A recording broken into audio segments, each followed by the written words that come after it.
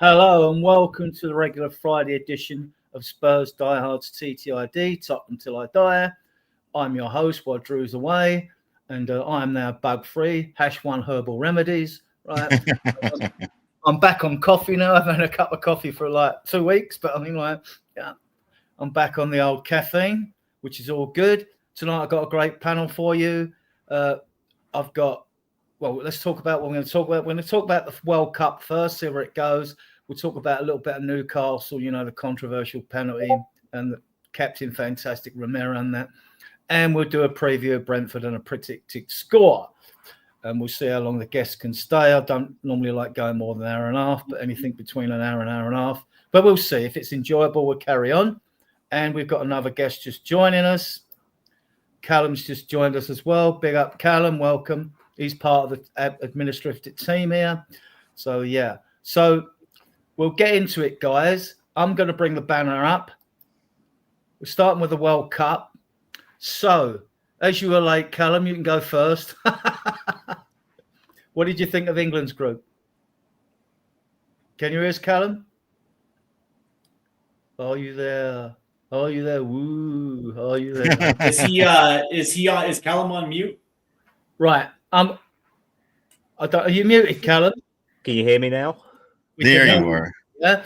We're going to go through all the groups, but I'm hoping Zeus comes on to do Canada. James is here to do Wales. We got the two regular reprobates in Alan and Steve, the USA, and we'll see how we go, right? So, Callum, what did you think of England's soccer, not football?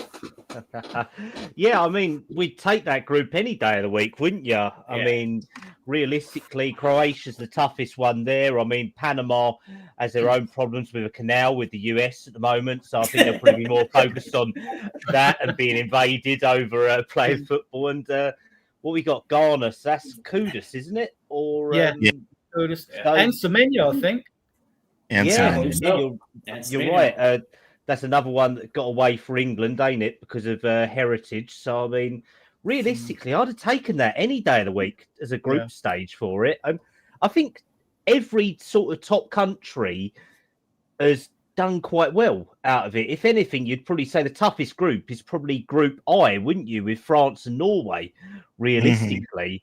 Something like that. Everyone else has got quite nice standings. I mean, the USA are fighting against some Paraguay that is all over the place, and Australia, which has probably not had a good footballer since Mile Jedinak was there, or Postecoglou, someone from us. Mile, So realistically, what you got, winner of playoff Group C. I mean, why they're doing still playoffs, I don't know. They should all be done by now, shouldn't they? Yeah. Right. Well, I'm just coming out there because I want to say hello to a few in the chat. Peter, big up. I don't know how to pronounce your name, mate. Have Dash, he's from India. Big up, mate. Welcome to the show. Oh, he likes the opening song. Yeah, it's the most popular one of all the songs I made with the lyrics. Yeah. Evening, Roger, regular friend of the show here. Yeah, we'll get into Brentford. We'll talk a little bit about Newcastle once we've discussed the World Cup. Yeah, big up, mate. All right, so we got 10 of you viewing us on various platforms, which is very good. Back to the group. Any of you guys want to comment on the England group? Do you, James, are you part England, part Wales, or just sole Wales? Well, I mean, I think England should probably be winning all those games. Now, Croatia, in particular in the 2018 World Cup, really annoyed me because they were consistently fouling Sterling and Kane for 90 minutes and the referee didn't seem interested because, I don't want to book a player in the World Cup. Clown. But I will say, probably all three of those games are potential banana skins. Okay, Panama aren't great, Ghana aren't great, Croatia aren't what they used to be. Modric is like 40 now, I think. But they all still do have decent players who can hurt England. So it'll be interesting to see how Tuchel manages those games. I don't think there'll be too much of a concern, but it's a tough enough group that it will be confidence building at the very least. Yeah. I think, Croatia are obviously the toughest group. Ghana will pose a threat with Kudus and Menu, but you've got to get the ball to them. And if you just overpower them, they ain't going to get much service.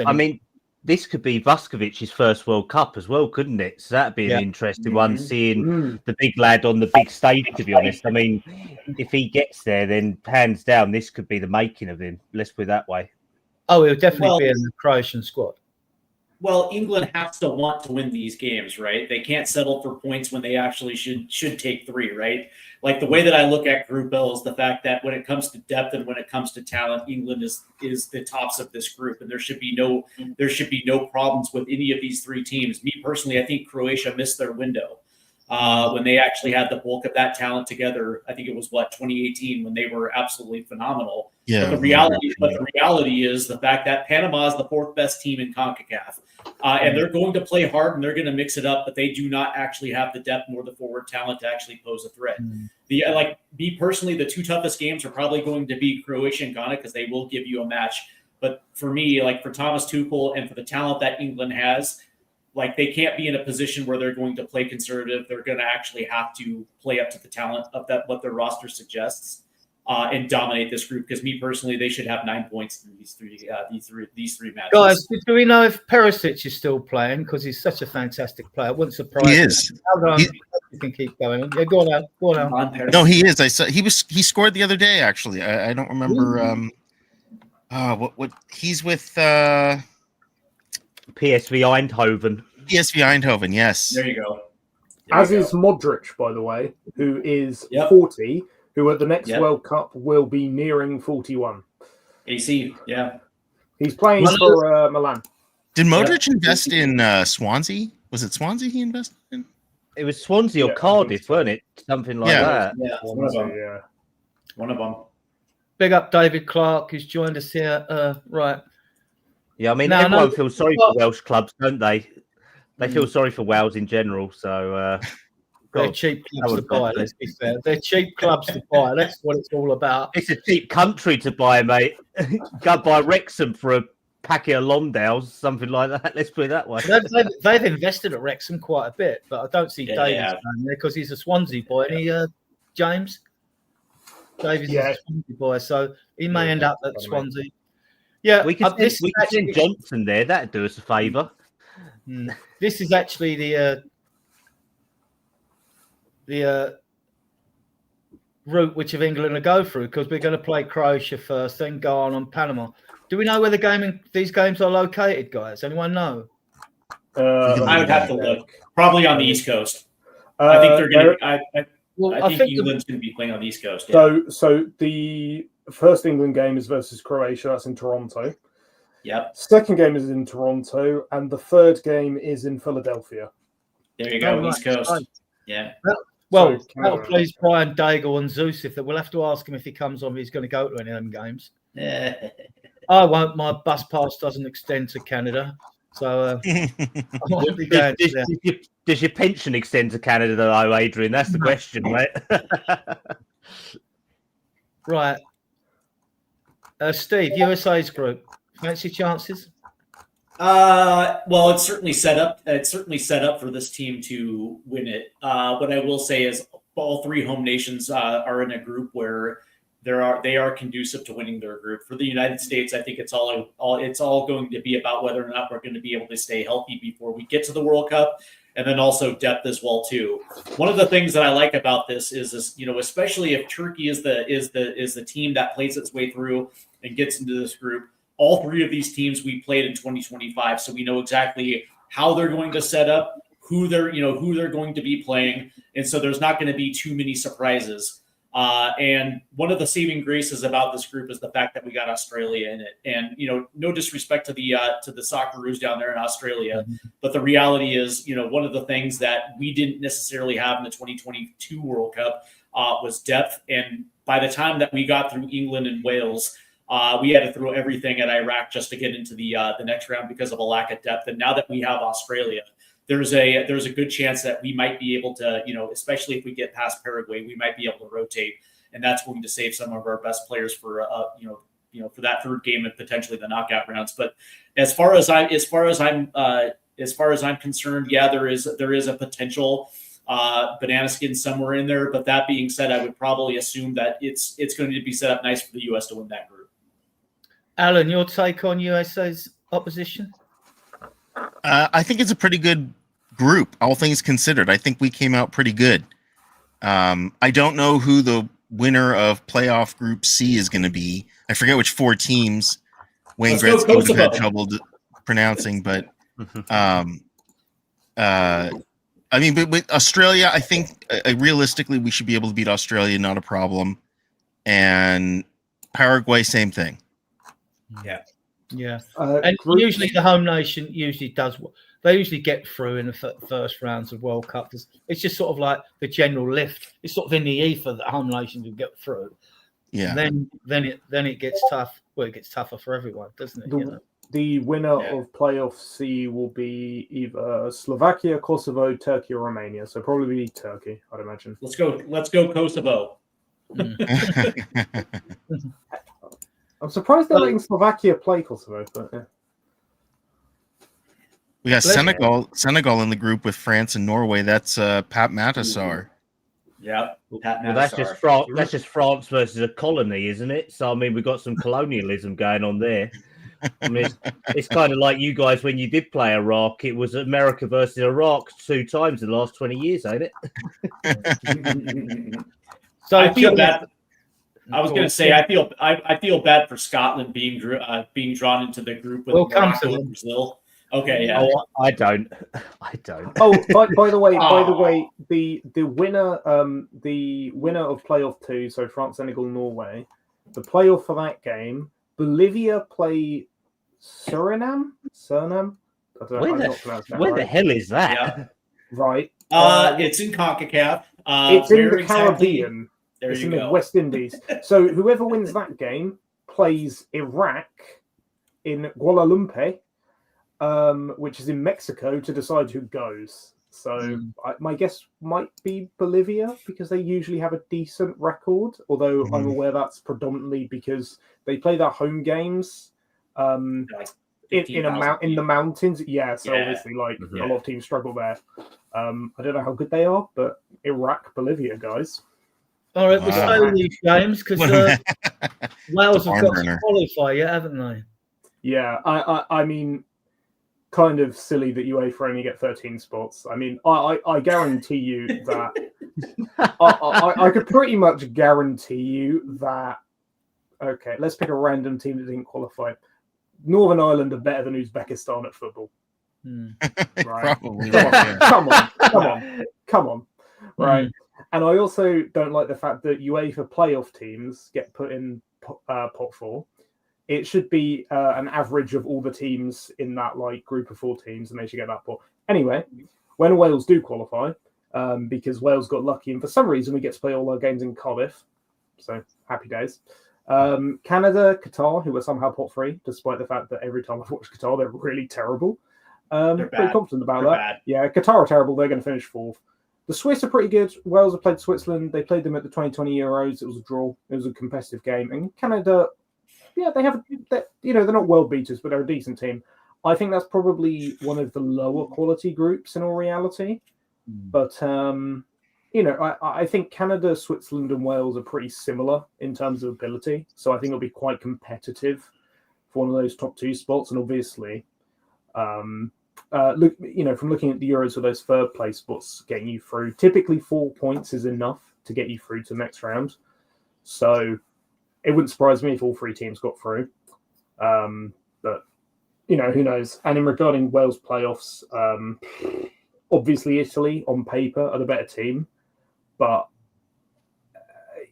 they're fragile. They seem to make errors, and you know how it is with any team, national or football club, when you've got that sort of failure baked into a team, especially when you're playing away in Cardiff, which is a difficult place to go. Wales beat a Croatia team that got to the final of a World Cup like a year afterwards. It's not an easy place to go, and I have faith in Craig Bellamy and Harry Wilson, who is the heir to Gareth Bale, not Brendan Johnson, which is very funny. Well, I don't know if the Italian team is an aging one. It was virtually peaked when it beat us in the final of the Euros. So I don't know how many of that old guard are still in that Italian team, whether they're rebuilding. Very few. I mean, it's a pretty different team than what it was under Mancini. Now they have Gattuso. It's a new look team, and when I've seen them, I don't think they're particularly impressive. It still has Donnarumma in goal. I think he's pretty good. Yeah, I mean Vicario can't get a game. Udogie plays for them. I mean, it would be hilarious if Brendan Johnson decided to, for the first time in his life ever, take on his man, and he went past Udogie and then scored the winner. I'd love that, but it's one of those ones where, like, okay, Italy are probably a better set of players individually, but can they, beat the pressure, especially in Wales, in a stadium that's going to be very vocal, very loud?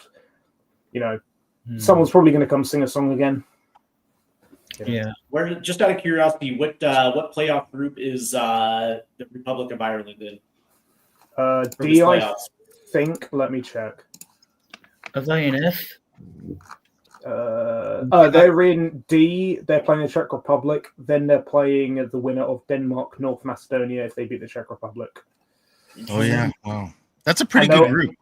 And they'll be playing, if they beat the Czech Republic, which they're playing away, then they'll play in Dublin. So if they win that game, they'll play either Denmark or North Macedonia at home.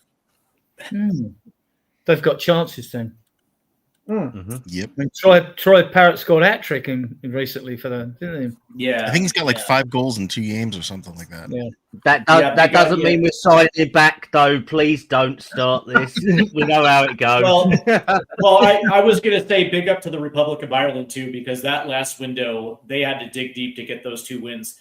Not exactly easy wins, too, to progress even to the playoffs. So I was actually happy for the Irish to put themselves in that position. So, do we fancy Canada, guys? Anyone? Zeus hasn't turned up, but no, I don't at all. As a matter of fact, Canada might be without Alphonso Davies. He injured. He actually ruptured his cruciate in the Nations League earlier this year, and he may or may not be back for the World Cup. And when you look at whoever's going to come out of that playoff, and the fact that there's Switzerland in that group, one of the things about Canada is that they don't have the depth and they don't necessarily have the forward players to actually they might progress. But that being said, it's like, again, Qatar is having Qatar in your group is the saving grace, because that might be 3 points that they might be able to get. But the reality is, trying to get past Switzerland, I don't think they're going to be able to do it. Of the 3 host nations, Canada is probably likely the one to get grouped in this one. Well, Do they have Jonathan David as their striker? Yeah, they do. They do. They have Jonathan David. They do. Switzerland's got Grant Xhaka, haven't they? Granit Xhaka. Yeah, He's doing very well at Sunderland. They've got a Kanji, they've got Mbolo. They've got some decent players. Yeah, they got Moises Bombito back there as well too. They got some players that are playing in some good spots, but the reality is, like, the bulk of their team plays in Major League Soccer. No disrespect to MLS, but the reality is, like, over the course of the last year, I've watched a lot of Canada. Some good results, but they also dropped a lot of crazy results that they had no business dropping. I think they inexplicably will lose matches. So, Callum, we move on. What do you think of Germany? I mean, I don't mind Germans. The only problem is 3 pints of lager and I want to march on Poland. Do you know what I mean? So, like, what's your take on the German group? Well, the good thing is at least the World Cup's not being held in the winter. They ain't marching against the Russians. Let's put it that way, mate. So we're all right on that front. Oh, that's historically inaccurate. Okay. I know they went in earlier in Barbarossa, James. Don't worry. I know how it goes, mate. I'm a military historian. I don't even know who Good lads. Curacao is. I thought Curacao was a drink. I mean, Curacao. Is it Curacao, Curacao? Blue I Curacao. have is no a clue where good that drink. even is. That is It's drink, a it's a tiny island just right off the coast of Venezuela, It used to be a Portuguese colony, right? and God. it was where and by the way, it's where the cartels used to bounce their money before coming and going from the United States back in the old Colombia drug cartel days. So there you go. Probably still being used now. Let's put it that way. So I think we'll be Yeah, all right on that I one. would think Ecuador. It's all right. A US carrier group are probably looking over it right now, so you guys are happy with that one. But with that group, it's a weird one. I mean, probably Ecuador are probably the closest ones to give Germany a challenge. Let's put it that way. Cote d'Ivoire's, they've not really been much, have they, since say Wilfred Bonney played for them and a couple of other players. So I don't know. They Didier kind of got Drogba, through. right? Yeah, it was Jobba, Bonney, Yaya Toure, all them. Yeah, But sorry. they haven't had. They're sort of they're out of consolation, I think, to be honest. So I reckon Germany should get through that. Nagelsmann's got a good squad. They seem to be doing bits. The biggest loss for them, if he doesn't make it, will be Musiala. Let's put it that way. He seems to be their most improved player recently, because you can't put your hopes on Florian Wirtz at the moment after club form level. Let's put it that way. So it'd be interesting to see how they get on. But I think Germany should get through quite easily. 100%. So, Alan, Mexico in their group, I mean, all their players kind of migrated. Can they? So, I mean, like, what chance Mexico got? Are they any good? Mexico's always a pretty good team. I mean, they've beaten the U.S. men's before, not too long ago. I think they have at least as far as the group, they've got a pretty good chance of getting out of there on the top. I mean, I know Korea has a good team. My guess would be it would be between Korea and Mexico. Yeah. Korea still got Son, they got Chang, they got the big. They do. Mexico has Jay, didn't they? Like, so. What's his name? The guy we just played on against Fulham. Yeah, Raul Jimenez. Jimenez, yes. Yeah, but he's 36 though, and the thing about Mexico is like this is the worst Mexican side I've seen in 30 years. They're not producing the same quality players as they did back in the day. And in the state of Mexican soccer right now is just horrific right now. But it's like three ownership groups own the entire Mexican first division. There's no promotion relegation anymore. They're not producing the same type of players. And what's interesting, you brought up something, Alan, really quickly. It's like, yeah, they did beat us. It was their A team versus our B team in the Gold Cup, right? So it would have been interesting if we played them straight up. But I will say that Mexico has the home field advantage because they're playing obviously in their country, and I would probably assume that as of right now, I'd probably take the South Koreans to win that group, and Mexico is probably playing for second or third. I wouldn't, because if you look at who the winner of playoff D is, if I had to make a guess, I'd say it's probably Denmark. I don't think Ireland are better than Denmark. And you look at the Danish team, and I think it's pretty good, right? And even if it's not Denmark, you're looking at either like the Czechs, the Irish, you're right, or the North Macedonians. That's right. I think all those teams. I mean, North Macedonia gave a pretty good account in the last Euros, from what I remember. Did they get to the quarters, or was that Georgia? I can't remember. Anyway, it was Georgia who got to the quarters, but I remember them playing okay. And I mean, on some level, you always have to give a bit of precedency in international football, at least, to the team who's playing at home, who's hosting. Sure. Right? And it's obviously different when it's spread across an entire continent for whatever reason, instead of just picking one country and just being happy with that, so you can bypass your own rules, so you can give it to the Saudi Arabians, but whatever. I mean, look at Russia, right? In 2018, they were a pretty terrible team, and they got to the quarterfinals. They massively overperformed. I mean, Qatar obviously was a blip just because they're really bad at football. Right. But Fair like point. Historically, whoever hosts the World Cup does overperform a little bit. The only time England ever won was when they hosted the World Cup.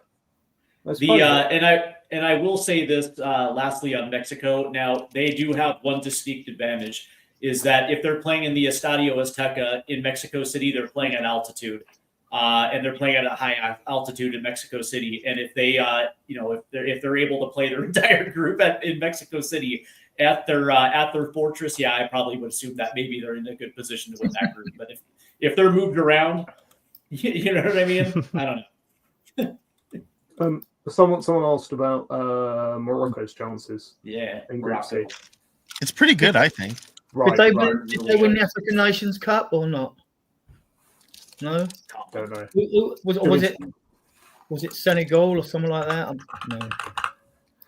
Would you like me to Google it? Let me check. I mean, the one thing I will say is, because ever since I was growing up, as a young lad in school, I always said, "Oh, Brazil are going to win this. Brazil are going to win that." Never won anything in my lifetime, right? Mm-hmm. And I fondly remember when I was a kid, one of the teaching assistants in my school was German, and the day after they beat Brazil 7-1, she came in with like a German shirt on and a German flag. Brazil have Richarlison playing up front. Oh yeah, he's really good, lads, isn't he? We've all enjoyed some world-class football from Richarlison. Neymar is playing in the Middle East now. I never thought he was. No, he's playing for Santos in Brazil. Oh, okay, yeah, my bad. I mean, okay, so he's gone full circle now. I don't think Rodrigo, Silvino, Sade's Brazilian, isn't he? I just don't think the team's particularly good. And then you look at Morocco. No. Okay, not brilliant. They got Guimaraes. They have Ancelotti, but I think Ancelotti's the wrong person for Brazil, because the issue Brazil have had for quite a while now is you have the Brazilian style of football, which is free flowing, not tactically structured, that style of football. And then you have very much the European style, which is like, Pep, you have structure, you set teams up a certain way. I think they needed someone to just come over and tell them that you have to play structured football if you want to win in the modern game, because you can't win without structure anymore. Maybe you could 20 years ago. Maybe you can if you have Lionel Messi and Ronaldo, but you can't do that unless you have unquestionably superior players on the pitch, and that's not really reliable anymore. You look at Scotland. Okay, yeah, Scotland probably have worse players than Brazil, but they're going to play structured football. They're going to defend well, and they're going to be pretty clinical on the break. Haiti, don't know anything about Haiti. I've not watched much West Indian football, so they'll get through the group. But I don't think Brazil are going to go very far.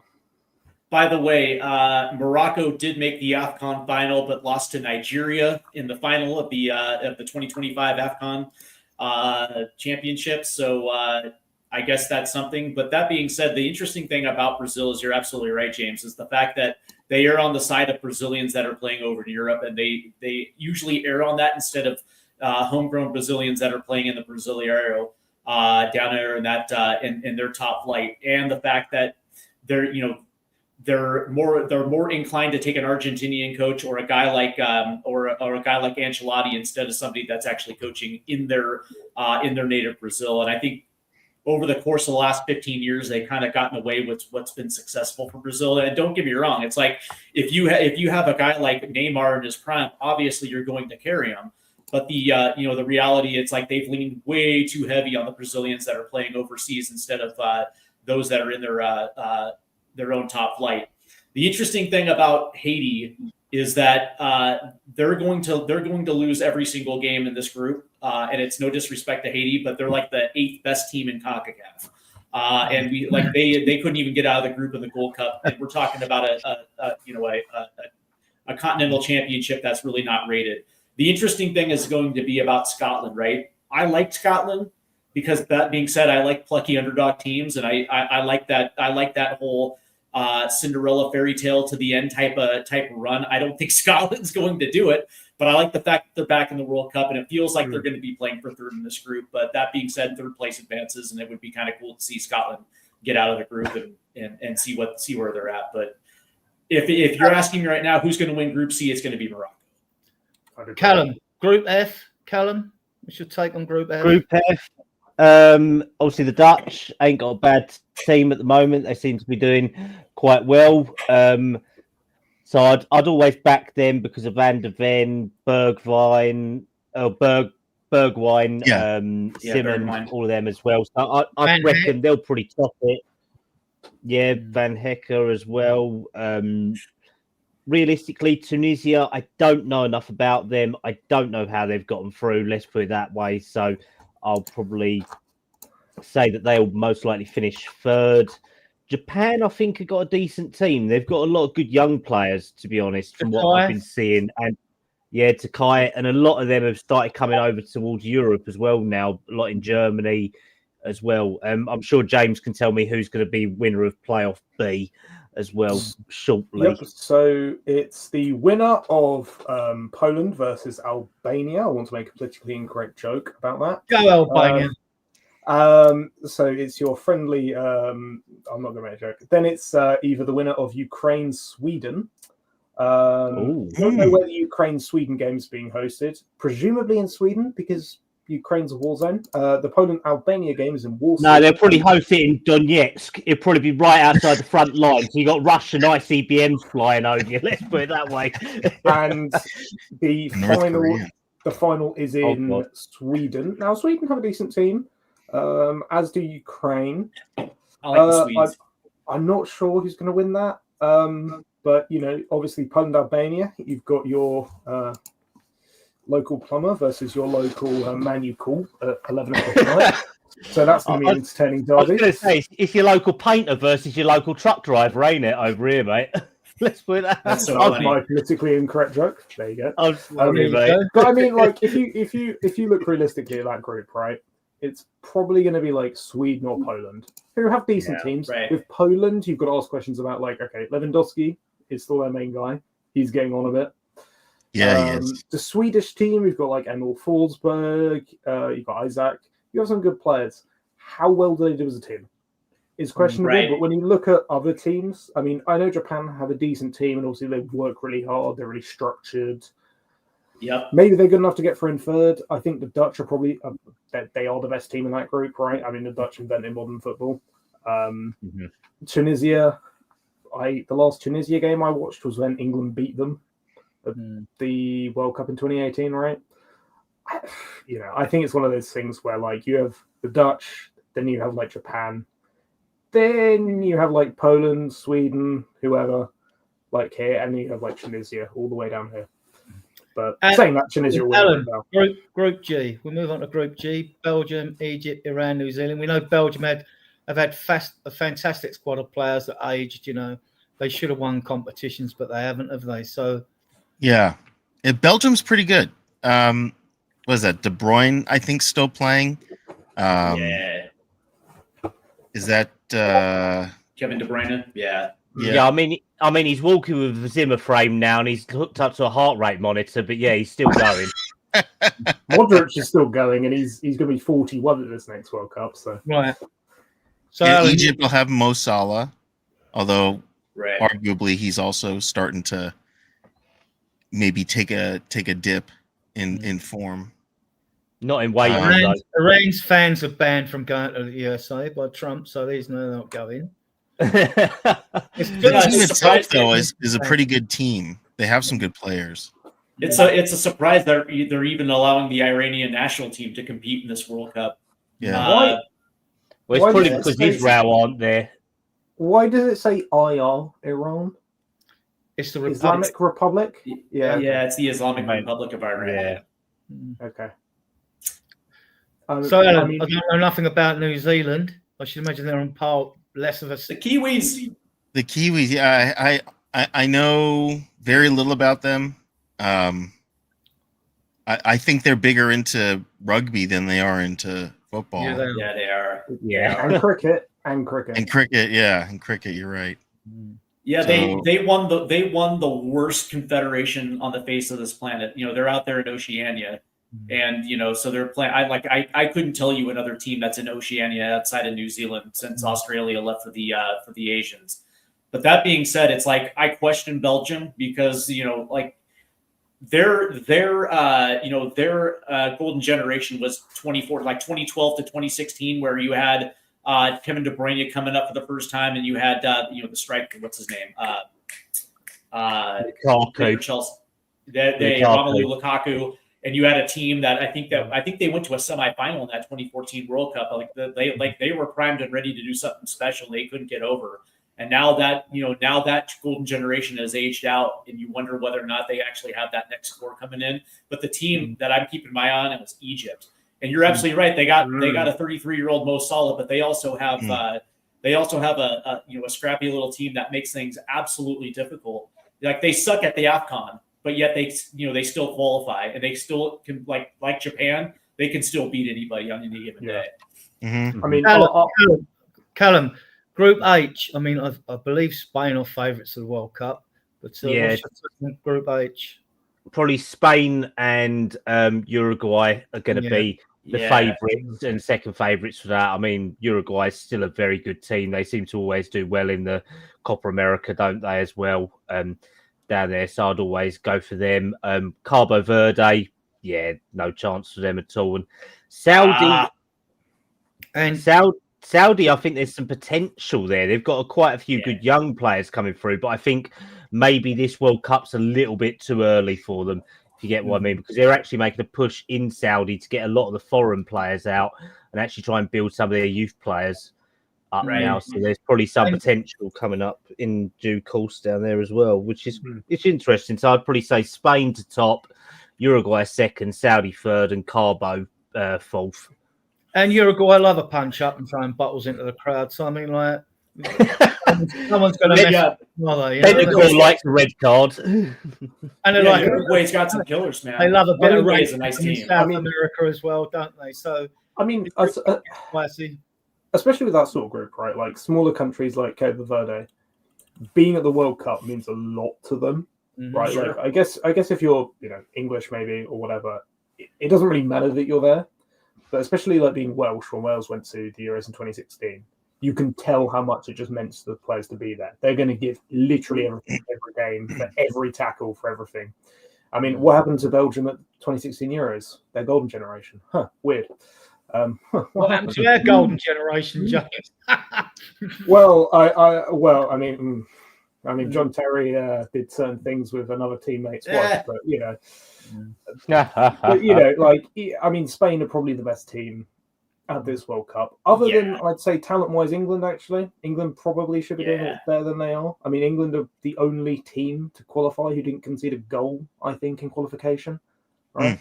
Yeah, but look at their group through qualification. They had such an easy ride through qualification in UEFA. Yeah, and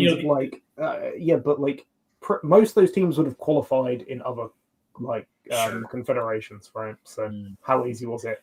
I mean, you look at who it was one of the guys who qualified in South America. They lost like 9 games and qualified, and Wales lost 2 games, one of which was because of an incorrect officiating decision, and they don't auto qualify. It was an incorrect decision. It was a goal from a corner that was a goal kick. I don't know how VAR didn't overrule that or whatever. Yeah, we'll talk about VAR later. Well, Steve, let's move on to take Group I for us, France. I mean, they've got to be one of the favourites as well. They've got a great group of players. Yeah, France is nice, and that's probably going to be your group winner. But really, the question is like who is going to come out in second in this group? It's a tough group. The interesting thing about this one, right? One of the things that I will say is when you look at this field, there really is no quintessential group of death because of the expanded World Cup. It seems like the groups have been somewhat even. But what I will say is that what I liked about Norway, and I've been saying this about Norway for about 5 years now, is like they actually have the pieces, but for whatever reason, they always got the coaching wrong to the point where they just couldn't figure out how some of these pieces work.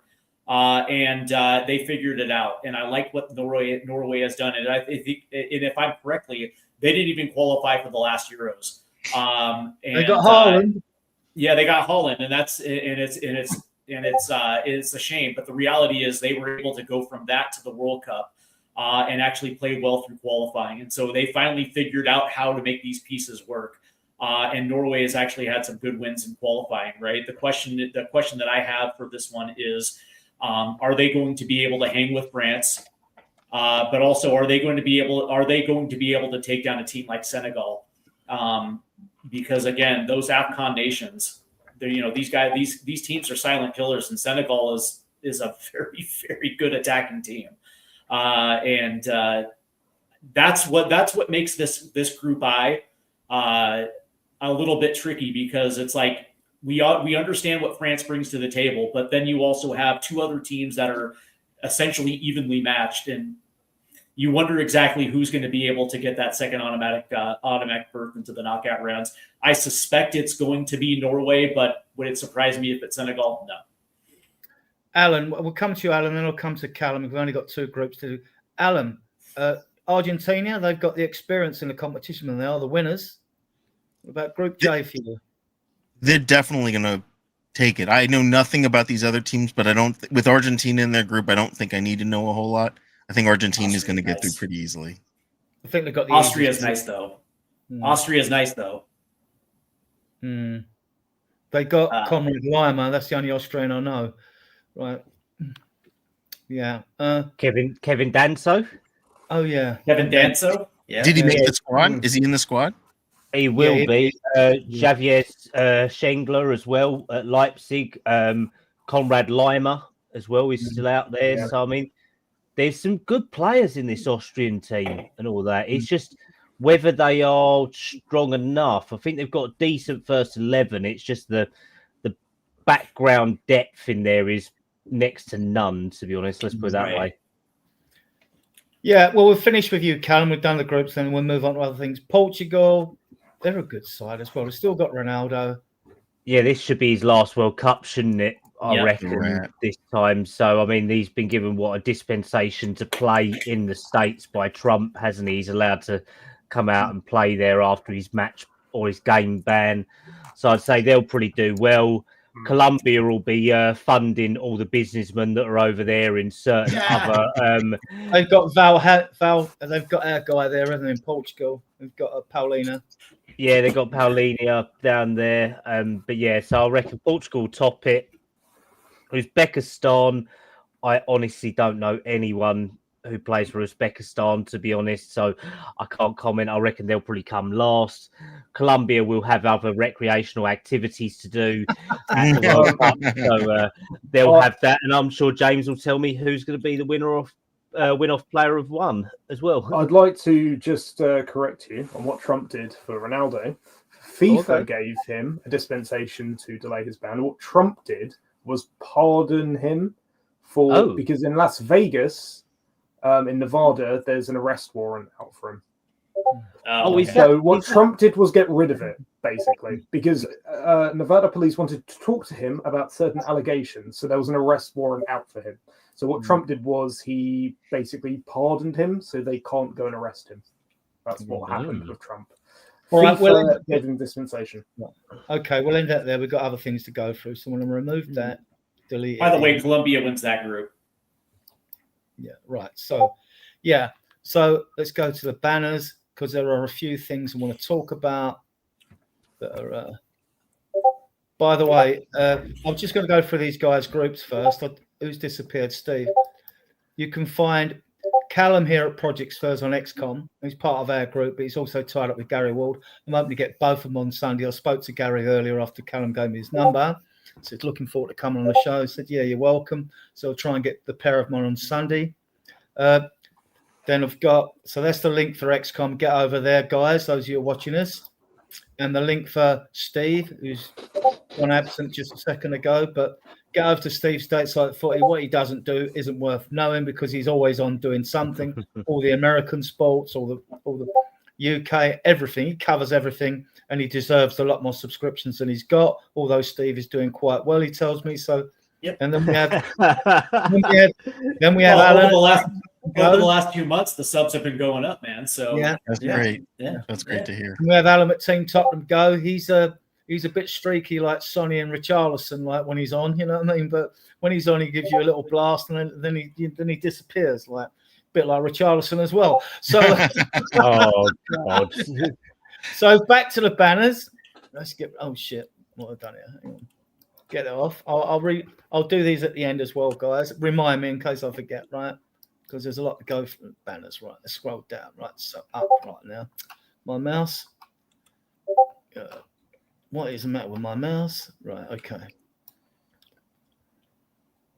I want to talk a little bit about Newcastle. We're not going to cover it in great detail, but we're just going to go for a brief synopsis for some of you who might be watching it or playback that haven't seen the game. Just a few things, and there's a couple of controversial incidents. Right, so basically this was that Joe Linton shot rebounds off the post. The only thing I liked about Joe Linton is we give him 2 odd tackles and got 2 yellow cards for it. And I thought about time someone dished it out to Joe Linton, in my opinion, right? Mm-hmm. Then we had Danso clearing off the line.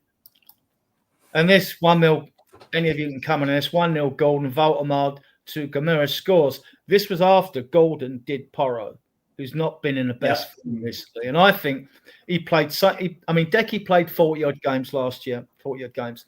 Porro played over 50, probably 60. I think he's looking a bit knackered, Steve.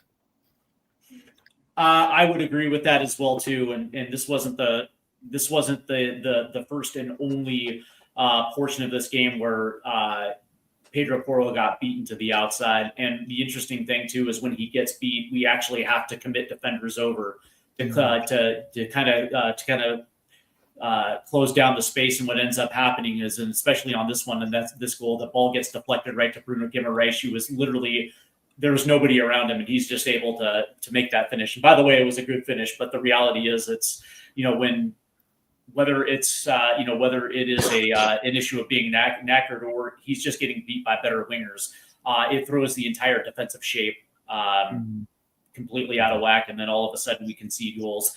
And that to me is actually kind of terribly alarming, considering that for the most part, for the large portion of the season so far, we've actually been very defensively disciplined, and except for quite honestly the last month or so.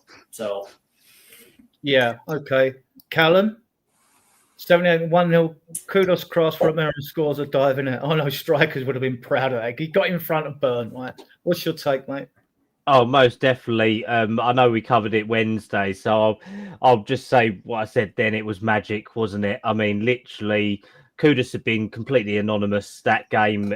He stepped up, great cross, and Romero just charging straight through, did what a captain had to do at the end of the day. And I think he's probably learnt a thing or two from Van der Ven this year of how to score goals from the front. Let's put it that way. So, no, really happy. No chance for the goalkeeper. So, really good goal, and it got us back into the game, didn't it? Mm-hmm. So, Alan, 84. This is the controversial penalty. What's all of you guys never saying this? What's it? I mean, it was very frustrating, right? I think that what do they explain that, but for the fact that he kind of pushed in Burns, wasn't looking towards the ball is the rule. He wasn't looking towards the ball yet. Yeah. I hate to say it, but there have been plenty of times in other games where that exact same scenario is occurring and they don't get a penalty. So there's a lot of inconsistency, but for some reason we drew the penalty. Like every game you watch, basically. Yeah. Yeah, pretty much. Yeah. Because that's what they're going to be looking for now. Every time there's any pushing and shoving in the box, unless they stop because this penalty's been given, which could happen, you might see less of it.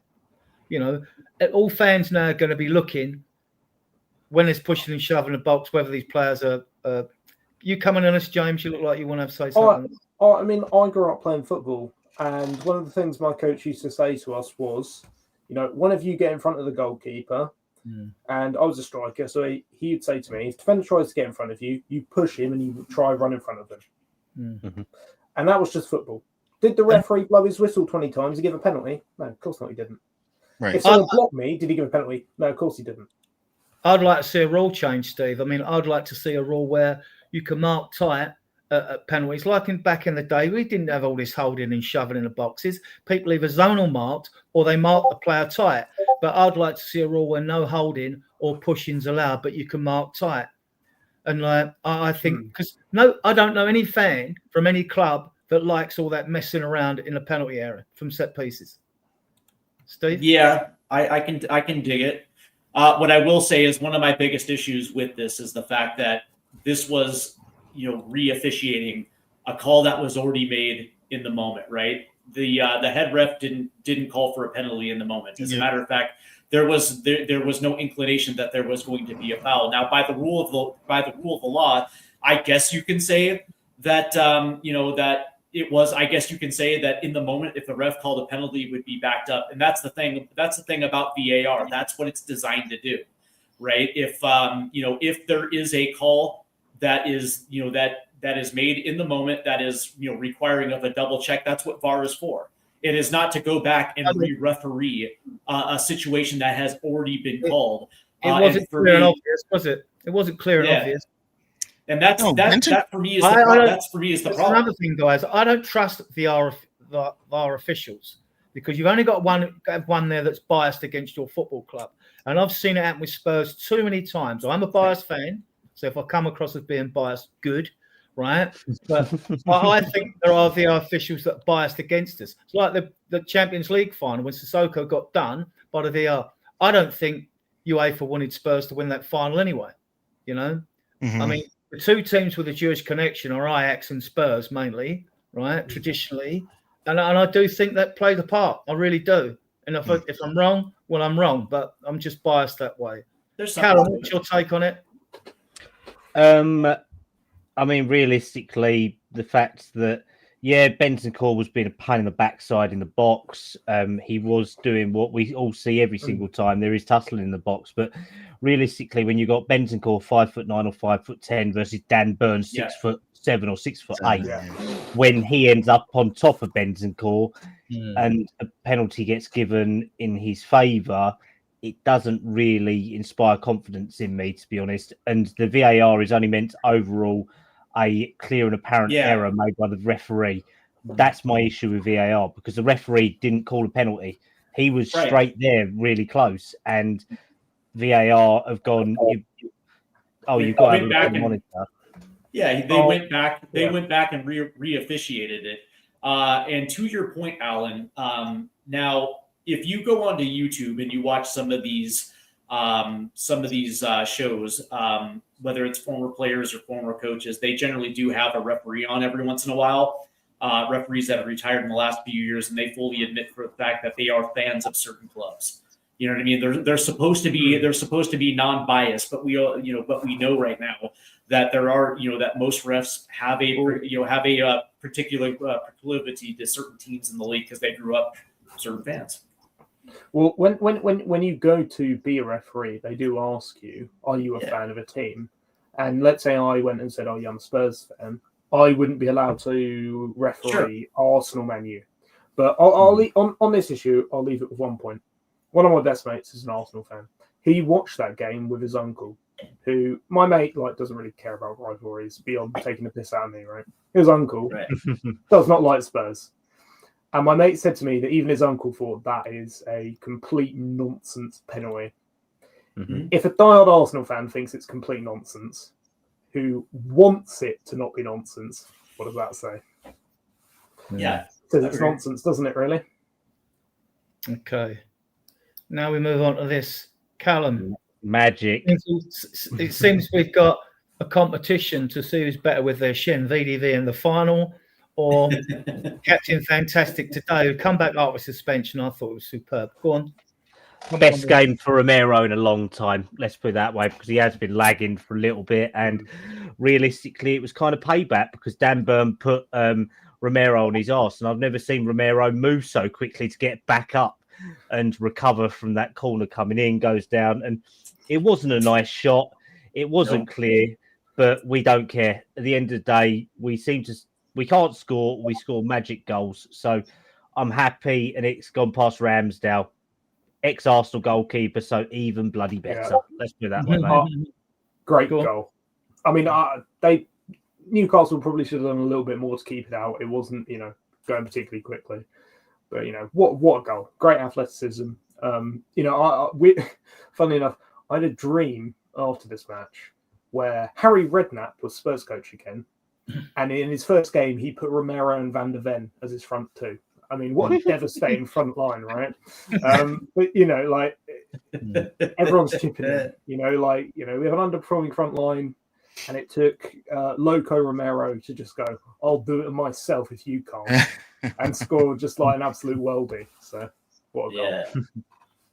The fact that we were able to rescue a result at St. James Park is And considering the run of form that we've been over the last month, especially in the buildup or the counterattack, the fact that we were able to go to a place where we just historically don't get results, that was absolutely fantastic. And that the one thing I will say about Romero is the fact that he came good after that shambolic second half in Paris, right? So it was nice to see that he was able to get something back and give this team a result.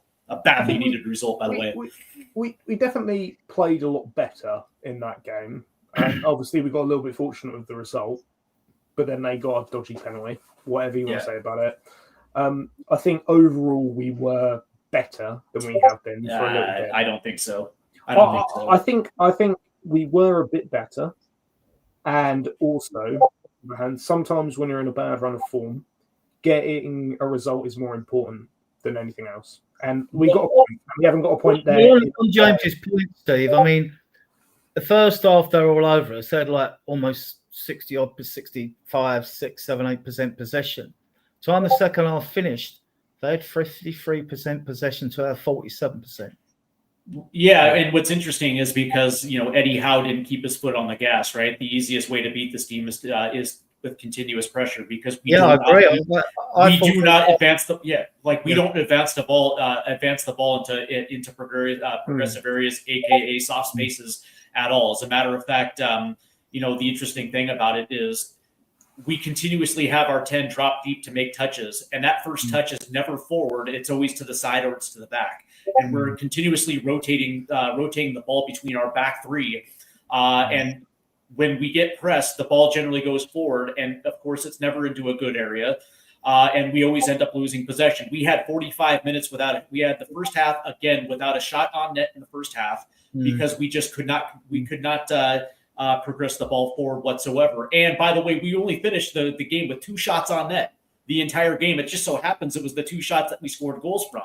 So that's the thing. I mean, James was saying that we were better. But the reality is, like, even when Eddie Howe takes his foot off the gas and we are able to get forward, we still do not progress the ball into spaces where we can be dangerous. Like we never finish off attacking sequences at all. And it just so happens that Romero was able to bail us out. Congratulations, we got a result. But again, for like the last 5 weeks, even in PSG, even at PSG when we scored 3. There were still good portions of that game where we still continue to do the things where we play into our opponent's hands consistently. Yeah. Alan, I thought Newcastle gave it all in the first half, but I think they tired in the second half. That's what we got into. I mean, he made his subs around his 60 minutes. We didn't make out to the 70, but we hadn't done as much running as they had done. We mainly blocking them off. What was your take on it? Yeah, they definitely took their foot off the gas. But even then, we make it difficult on ourselves. We progress the ball pretty well up the line, down the lines, and then inexplicably we pass backwards, and then suddenly we're back in our half. And I'm like, well, why do we keep doing that? Why is it that we have to keep doing this weird horseshoe style play constantly? And they're always, it seems like we're always looking for the perfect pass in the box to put it into the net. Like it's that or nothing, or they're just going to continue to pass around and then pass backwards. I don't understand. I'm recalibrating my expectations for the team. Maybe Thomas Frank hasn't been as candid with the state of the team as the way we've been playing has proven to be. I'm confused by we're getting conflicting messages. Thomas Frank is like, well, people are good. At one point, Solanke was almost ready to be back, and now he's like MIA completely. Yeah, don't ask me. Yeah, don't ask me because I'll let you know. You know what I mean? Yeah. First I know, but after Levy, they seemed to be pretty transparent with everything. It's gone relatively quiet though from the team, and Thomas Frank has just been kind of prickly with the press. And questions. Yeah, yes. And, they're not easy questions, but they're definitely questions that need to be asked and answered. And, and he seems kind of defensive. And why isn't Xavi starting? Has he answered that? No. Not that I'm advocating that he always needs to start, but the fact that he's only been getting 15, 20 minutes here and there is a little strange for someone that we paid so much money for, considering he had been starting. Same with Pat Matasar. Pat Matasar was like our best player for a while, and then suddenly he wasn't being played at all. And there's been no communication about that. So, well, he's off to the African National Cup on the 15th, so that's only like 10 days' time. He'll be away. Right. So hang about when it comes to Callum, because he hasn't spoken for a while. I'll come to you next, James. Yeah, Callum, no VDV caused a bit of a hoot in some podcasts starting. Yeah, I mean, realistically, VDV's played the most minutes out of pretty much on the spin he'd played, Yeah, I mean, he's played some of the most minutes this season. We know he's got hamstrings like glass. I'd rather have given him probably a break at the weekend, maybe, if anything, but we did it against Newcastle, so that's fine for me. Well, actually, we couldn't do it the weekend, could we? Because Romero got that silly yellow card the weekend before, so didn't really help. But no, I wasn't objected to it. I don't think any of us were hoping for more than a draw, was we, at Newcastle, realistically? Anyway, so if we were going to rotate, you do what you got to do at the end of the day. I wouldn't say I agree with it, but it's why Thomas Frank's the manager and we're not.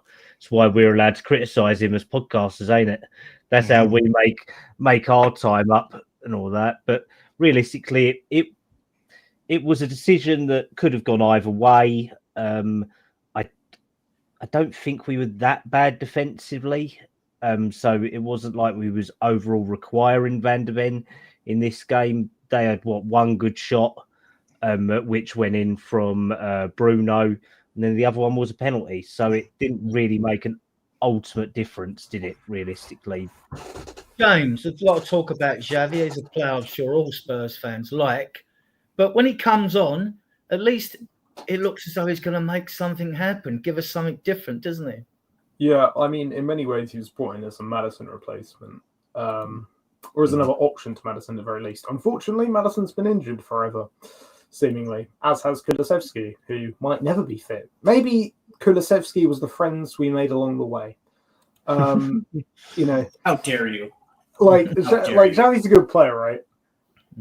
Does he look weak on the ball? I understand him not starting against Newcastle, because what are Newcastle all about?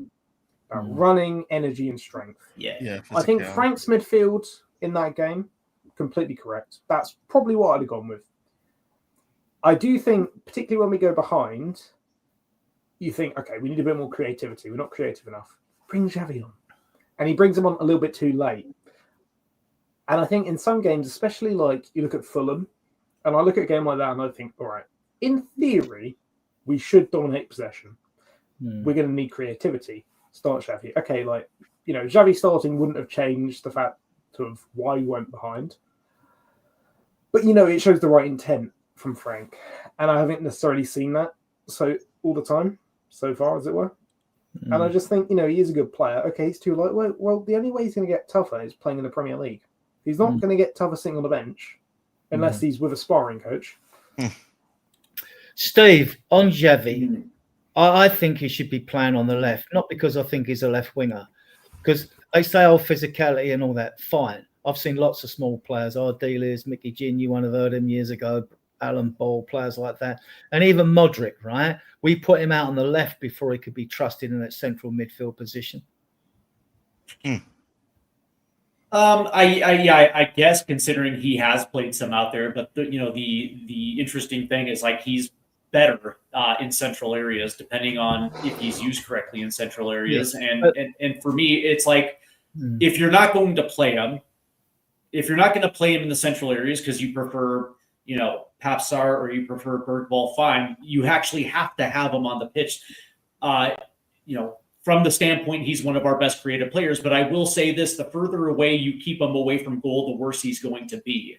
Because again, he is a creative midfielder that has the ability 1v1 depending on the space. And that's one of the biggest issues is because when you drop him deep to make a touch, and then when he's at least stationed outside the box, he's farther away. He's farther away from the goal where he is actually going to have the least amount of impact. And when you look at the way that Thomas Frank likes to use his wingers, like Ange Postecoglou, he likes the width. He likes those wingers to touch the touch lines, and it kind of takes away from Xavi's natural gift and his strength as a footballer. You want him ideally within 10 feet of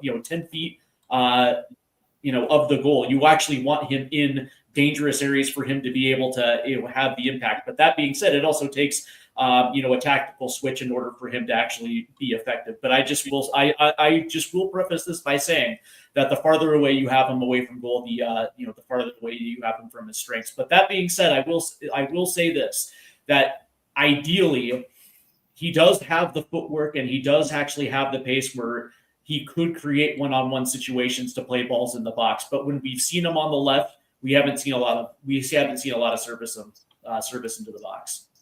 Callum, my reasoning with Xavi on the left is like you get closed down a lot more quickly when you're central. There's more bodies at you. And on the left, he'd have that bit more time on the ball that you don't get. And he could link up with you, Doggy, or I prefer on the left because he's left-footed. And whether it's Odegaard on there anyway. And then you've got the three on that side, right? Link play together. I mean, Maddison always used to drifts to the left. He either stays central, drifts. Doesn't mean he can't come in central, Xavi, Callum. Yeah, I mean, there's definitely options for him across that whole front line because there's been times that he's played on the right this year. He's changed from 10 to right, and he's actually been quite effective out there. I think that Xavi does need time to adapt. I'm like Steve. I don't like him dropping deep. He's not good enough as a ball carrier to be able to sort of create from deep and do that. He needs to be in the forward line, so you need to have people behind him. I would still stick with him centrally, though, because he is the only player that we've got who, at the moment, is fit that can play in that position. Bergval's an okay option to be played there, but he's not a natural 10.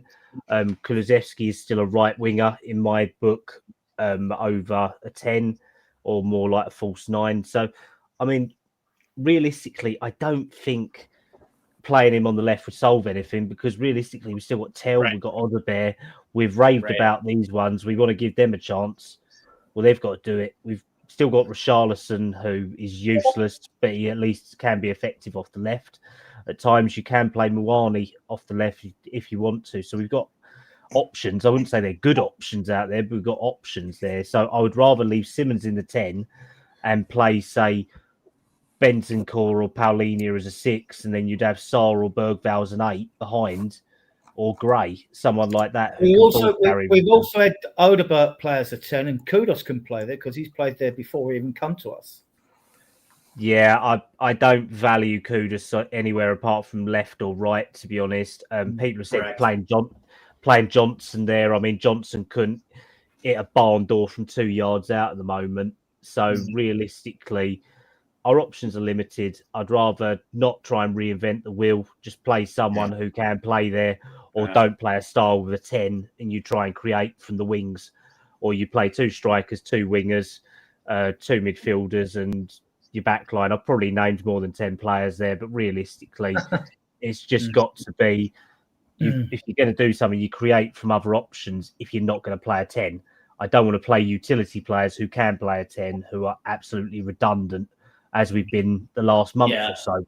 We've tried Sarr, we've tried Bergval, we've tried Gray as a 10, we've tried Kudos and Richarlison playing as inverted 9s and 10s as well behind Muani. It's not working. Either do it with Xavi or don't play that style and just play something different. Right. On that, James, I'll come to James, Steve and Alan, right? James, there's been a lot of criticism about Frank's game management. We've all done it when we've lost the game. We've done it on this show as well. You nearly said Ange then as well, didn't you, mate? I heard that. I bloody heard that. And too much rotation. And a lot of fans talk about, first 11, play a regular first 11, but we shouldn't be talking first 11. We should be talking first 16, 17. Are there 16, 17 good players in our team?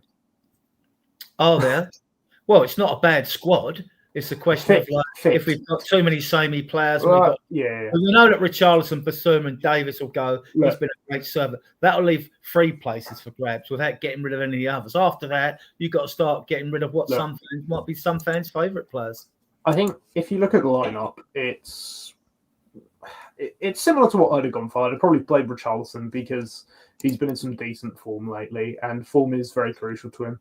I mean, I think it was Ange's first season. He had a run of games, like 11, 12 games, where he scored 9 or 10 goals in that period. You know, he can have those really prolific runs, despite being pretty then he dies. Average. Yeah. But, like, if he's on that run, help him on it. You know, score those goals now until we can get someone better. Not to say Colin Maloney isn't a good player. But, you know, like, you look at Johnson, who's struggling to even make his back post runs. I think his 11 wasn't bad. I'd say game management. Porro had an absolute howler of a match.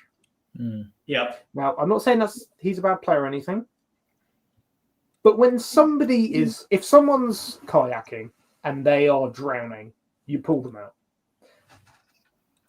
Frank maybe could have put someone else in a ride back.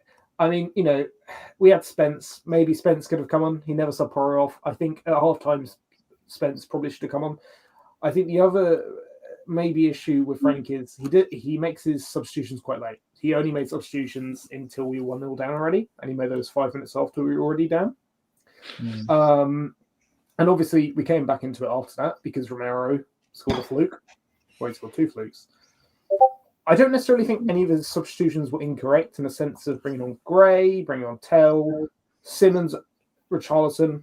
You know, we went 1-0 down, he brings on Tell and Richarlison. Yeah, I agree with those substitutions. I just think sometimes he's not quite proactive enough. I think in his pre-game management, he's almost too pragmatic in trying to counter what the other team's doing. And then during the game, he almost waits too long. You know, look at Newcastle. Half-time, they made a change. They brought on Guimaraes. We don't make changes until the last 15 minutes sometimes. And I think, well, if Porro's had a dreadful 45 minutes, put Spence on. You know, like, don't wait until he makes a blunder. Make the change. Steve, I mean, I don't get why Frank plays Johnson on the left. It didn't work under Ange, I can say it now, right? And it hasn't worked whenever I've seen him play on the left. It hasn't worked. And then you've got the added problem of the fact is like you're now relying on your doggy to do all the defending down the left because Johnson's not going to track back. Why? Which is why you play Wilson Odegaard as much as you can over there until January, because at least he's your only true left winger that actually will play front and back. And don't get me wrong, it's not a finished product. You can still see he's raw, but that being said, he gives you effort on both ends, right? And I actually think that there is a little bit of chemistry being formed on the left-hand side between him and Udogie, and that's only going to get better. From that standpoint, I always feel like. Brennan Johnson is a right-sided player, and I think it just suits him best. But that being said, you're not going to play him over a guy like Kudus, and so unfortunately, he's kind of stuck in no man's land because he can only play one position decently, but he doesn't have anything else in his locker that's going to make him effective, right? And that's one of the issues that I think that Thomas Frank has is because he realizes there's 2 or 3 guys on his bench that really can't necessarily do a job for him. And it has to be, Brennan Johnson has to be in an area where, and against a certain defense where his game is going to be effective. And I think it was that match against in the Champions League against Copenhagen where he was effective because he was able to get around and put himself in a position to be effective. And of course, Copenhagen's defense isn't exactly lighting the world on fire. So a guy like Brennan Johnson is going to be effective on that right-hand side. But that being said, you're 100% right. We have seen it in the Premier League time and time again that Brennan Johnson's only good on the right. He's only good against relegation fodder. Alan, the same issue is, teams must know how to play against it. Even when Johnson's on the right, if you're not playing Spence, you've got Porro there. You've got Porro, what might not be goal side. They're just, Porro will try and track back, but he's usually 3 yards behind the winger that's running on because he's goal scared. And then you've got that option that like Johnson again's not going to track back. Do you think that Ange put him on the left because he thinks it's the safer option than having him on the right with Porro? It'd be different with Spence. Yeah, well, we know that Brennan Johnson doesn't like to take on his man or track back very often. Pedro Porro likes to move forward and progress forward, although I would say that his passing has been poor lately, not just last game, but in general. His passing has not been what we're used to seeing, and he doesn't track back. He gets done. They were getting a lot of joy down his side. And I think, as James kind of pointed out, if Thomas Frank is as proactive with his if he could be more proactive with his substitutions, like he is changing up his lineup, then he should take more chances subbing off at the half. If like Pedro Porro, he needs to come off. I think it's obvious to a lot of us watching him. He's tired and he's grouchy. He was yelling at Bergvall one game just because Bergvall was clapping the fans. It's kind of a strange moment for him, and I think he's just kind of run down, and he's having more bad days than good days. And there's really nothing wrong with Jed Spence coming on at the half. Jed Spence is a very good player. Jed Spence is one of the faster players, even, and tends to pocket the guys that he comes up against. So I think Thomas Frank, when it comes to his substitutions, is lacking. We wait too long to do it. It's frustrating. Even my wife, who knows nothing about football, was saying, why haven't we substituted some of these players after like 50 minutes? It's not helping that he's getting bodied as well too, because if you notice the way that we build up out of the back, usually that ball gets moved to the right hand side, and so he's absolutely getting bodied on the press to the point where he's either got to play it back or he's got to bomb one down just to avoid any type of contact. But that being said, you see where teams are counting from, and it's generally going to be down that side. His reactions, you're absolutely right, Alan. It feels like the minutes have caught up to the point where he can't necessarily react to any type of counter, because it wasn't just Newcastle, it was also Chukwueze with Fulham as well too. That was getting the better of him around the corner. So it's sad to see, because he's we know he's better than what he's showing, and I think he knows he's better than what he's showing. But I think he's tired, overworked, and maybe a little frustrated. For all I know, there's stuff going on, because he likes to move up forward. That's how Gareth Bale started, right? He was back and then kind of moved his way up into the front. Pedro Porro's pretty fast. Pedro, he's got a good leg on him. I think he's just overused. James? Yeah, I mean, I think Porro is very much he's not a fullback, he's a wing back. Yeah. And I've sort of thought for a while now that this team would be better with a three at the back system, but we've only seen it a handful of times. We saw it against Arsenal, but he went with the wrong three at the back system because, I know, let's play two midfielders against Arsenal. Yeah, genius, bro. Big brain stuff. But, when we played PSG twice, he played a 3-5-2, and we were competitive in both those games against the team that won the Champions League last year. Okay, particularly in the Champions League fixture, we conceded goals from long range because we decided to just stop pressing for whatever reason. But until that point, we were competitive. We scored 3 goals. We were arguably, for periods of that game, the best team. And we dominated play quite well. And we were, at the very least, we were definitely competitive. And you look at Porro, and you look at Udogie, and even maybe Spence, who I think could actually probably be a centre-back at times. They're not fullbacks, really. They, you look at under Ange, they weren't really fullbacks. They were playing almost as full midfielders, for the most part, attacking midfielders. Porro can't defend. A little bit like Kieran Trippier, and I think a lot of the criticism of Porro is reminiscent of Trippier's last season at Spurs, where he was hounded because, he was poor, and it later transpired that obviously he was carrying injury that whole season. He played far too many games, and he's not good defensively, but let him go forward, and he's brilliant. In the final third. I feel like it's a little bit similar to Porro.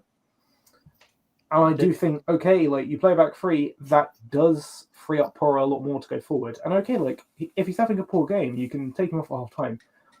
Maybe the lad just needs a little bit of a rest. Thankfully, we're only playing like 3 more times this month, which is, it's a nice little Christmas present for us.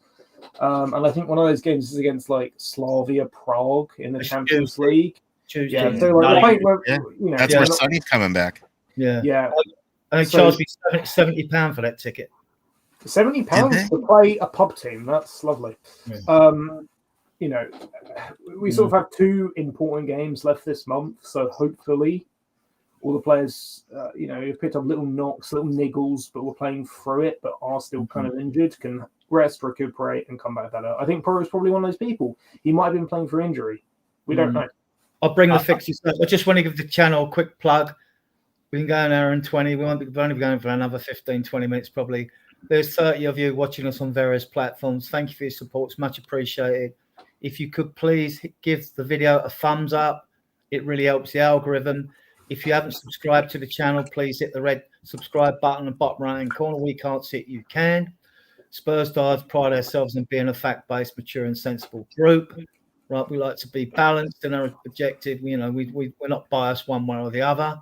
We just firm opinions. If we have to slate the club or the players and the manager, we will do so. And if we have to praise them, we'll also do so. We've also got a Spurs Facebook group. I started 2019.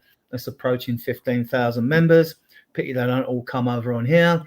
We've got a WhatsApp group, which if any of you want to be guests on the show, we need is your telephone number, add you to the WhatsApp group. You can guest on the show. All are welcome.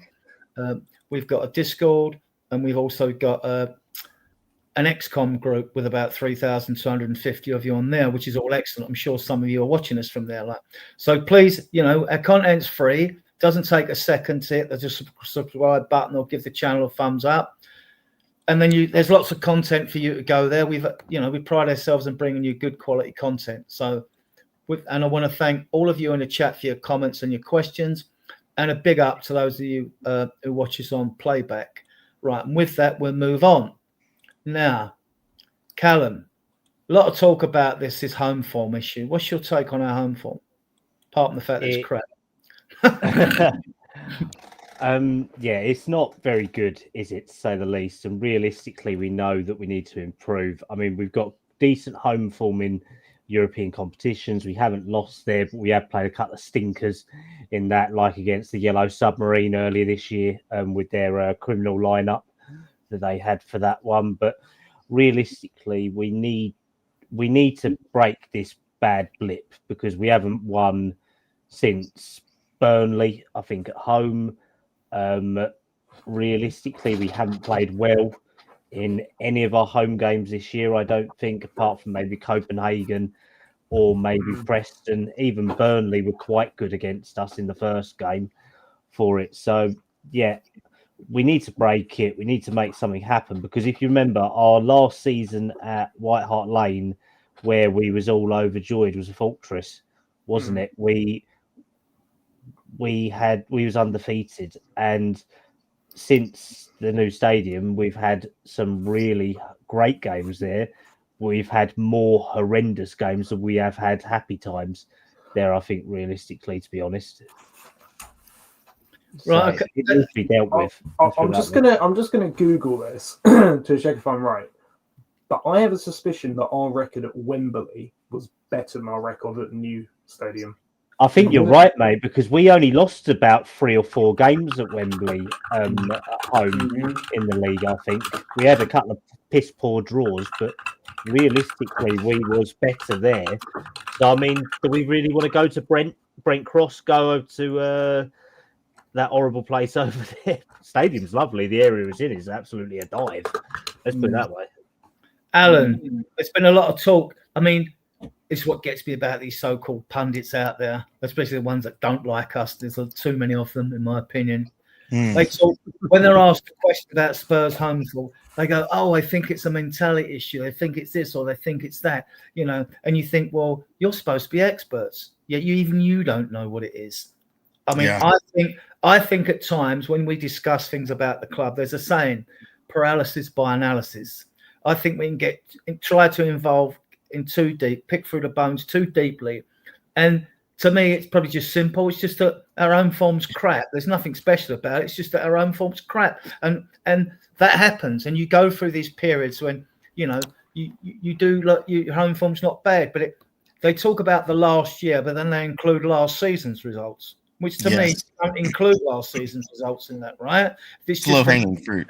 To make the stats seem worse than it really is. It's like when they say, "Oh, the last 5 games, Spurs haven't done that." They don't tell you what the 6th game was behind, right? When you won, you know what I mean? They go the last 5, right? So, but have you got a theory on my home form? It's been so bad. Oh my God, it could be a curse. The Levy curse. It's pretty simple. What's that? Or the stadium's been built and it's shifted over onto an older, I don't know. Do you know? Yeah, no, An old burial ground. I mean, we built it on that ground or something like that. Yeah, right. Like Poltergeist, built on an old Indian burial ground. Scrapyard that conveniently burned down, didn't we? That went up in flames one night. You never know. The ghost of the scrap machines or something like that. I think it's quite simple in a lot of ways. Yeah, I think it really is. When you go away, right, very basic human psychology. It's us versus them. It's us players, the manager, and the few lads who've gone. Spurs away days are infinitely better than home games because you'll go take over a local pub, chant, get pissed up. I went to Spurs away at Brighton, and all right, we lost 4-2, but better than any home experience I've ever had because we traumatised some Brighton residents. It was a fantastic experience. And it's very much tribal us versus them. And I think for the players, it's a lot easier to get up for it, if that makes sense. Like, it's us versus them. Very easy to get worked up, very easy to give 110%. At home, you almost don't have that.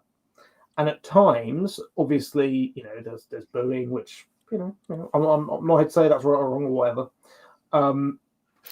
But maybe it's mentally harder to prepare yourself for that sort of thing because it's not us versus them. It's, we're here. It's them versus us, if that makes sense, right? Yeah. Big up Jose, just coming. I'll meet you tomorrow, Jose, in the zone. Well, I'll message you later anyway. Like, okay. Big up to Jose. Yeah, Hotel Cockerel. Get over to his channel as well, guys. Does great content over there. Just going through David Clark. Steve, have you got a theory on why our home form's been poor? Yeah, and it really is. Number one, I think we set up ultra conservative. I think we pay too much respect to the opponent, and because of it, I think Thomas Frank is a little bit more gun shy to release the handbrake and let his forward players do what they do best. And because of it, when you add in some of the toxic elements between the fans and the actual players, I think there's a situation where either A, the players tend to press a little bit, or B, they're worried about making mistakes. And, as David Clark said, that in those kind of situations, our players tend to give up possession. And then all of a sudden we keep ourselves on the back foot, right? The interesting thing about tomorrow is that if there's any team in the Premier League that knows exactly how Thomas Frank is going to set up, it is going to be Brighton. Not only when it comes to tactical switches mid-game, you would probably assume that they understand exactly the best way to go at it. And so from that standpoint, we actually have to not be so goddamn conservative and give Brenttord that type of respect, like we gave Fulham, like we gave Bournemouth, like we gave Chelsea, right? It is from the opening whistle, get forward, and actually be somewhat of a bully. One of the biggest reasons, and again, we just have this weird tendency at home to start from a position of -5 instead of +5. It's like we just line up that way. And for whatever reason, we can't seem to get over it. There's a reason why we usually give up the first half at home without any type of progressive movement getting forward. And me personally, I just feel like it's just we give our opponent way too much respect. I think the last time that I can actively say under Frank that we gave a decent game at Spurs would probably be Aston Villa. No, Aston Villa. I think in the first half we gave them a go and we went at them, but we just sat back after that. We tried to defend a 1-0 lead. It Fair. made no sense. Whereas all we do now, we invite pressure, we make pressure. our own problems, and we just start shit. Right, let's move on. I was going to say, like the way that Bournemouth and Fulham started, it was absolutely shambolic of that, just to allow and invite that type of pressure. Like we are our own worst enemy when it comes to that. Yeah. Well, these are our fixtures coming up. I mean, we've got Slavia Prague after Brentford tomorrow. Then we've got Forest away, then Liverpool at home, and then it's actually 4 games, James. And then December we've got 20th, we've got Palace, but that's just semantics. It doesn't really matter. Then we got Brentford again, funnily enough, quite quick double games against them. Then we've got Sunderland at home. We don't know how Sunderland will be doing. They've got a great draw at Liverpool, but they might not be in the greatest form when they come to play us. Then Bournemouth, then West Ham, and then we got Dortmund. So, the toughest 2 out of them to me are Dortmund and Liverpool. I mean, but go on, James. I think for Frank, it'll be very symbolic if we don't beat Brentford at home. Right. Because I think, especially for not just him, but for the board and for the fans, if we lose to his former team, and by the way, they didn't hire a new coach, they put the set coach manager in charge, right? Yeah. If Frank loses to him at home, that doesn't instill confidence, does it? With a vastly more expensive team. I think if he doesn't get at least a decent performance, like, all right, if we batter them for 90 minutes and they score a fluke or something like that, all right, fine. But if they outplay us, I think that's where things will start to turn potentially toxic. I think we have to beat Brentford or at least play really, really well. Or I think that's where maybe Frank's leaving. Right, okay. Predicted lineup tomorrow. Just give me your goalkeeper and centre backs, James. Come on. Kinski, if Romero's fit, Romero. If not Danzo, then Van der Ven. Steve, centre backs, goalkeeper. Vicario. I don't think Kinski makes an appearance in this one. I just don't. Then it's going to be Romero, Van der Ven. Alan. Yeah, I think Vicario, specifically because right now, all of a sudden, you're hearing the rumors after the fans booed him that now he wants to leave, and now we're getting connections to Inter and whatnot. So I think. Go on. I don't think he wants to leave. I just think that was because of the booing and all that, and the media wants something to say. But I do think it may influence the fact that he probably will start against Brentford. Give him an opportunity to kind of redeem himself. I mean, he sort of redeemed himself. He made 4 stops against Newcastle. Whereas, what's that? 2 of them were excellent, I thought. 2 of them were excellent, yes. Whereas Ramsdale really didn't have to make any, and the ones that he should have, or at least one of the ones that he should have, he let in. But I think it's going to be Vicario, Romero, and VDV. Callan, centre backs and goalkeeper. Yeah, I'd say Vicario. Kinski's still not thought ready by the club. We're looking at probably Romero, Van der Ven in there, to be honest, and all that stuff with Vicario. The Italian clubs have liked him for the last 2 years since he moved. Remember, Inter wanted him before he came to Spurs. It's no different. It's just that someone in Italy, an agent, has decided that he's going to sell a story to the Gazette de Sport, as they always do, to try and stamp up interest. But Inter and AC, they don't have the money. They've just bought a new bloody stadium. They don't have the money to spend 45 million on Vicario. Let's put it that way. Neither do the Italian clubs have the money to buy Kulusevski. His contract doesn't run out to 2028, so he's not going nowhere. And it would cost you a small fortune. I wouldn't sell Kulu for less than 60 mil. But stay with you, Callum, right? Yeah. Give us your fullbacks, 2 of the 3.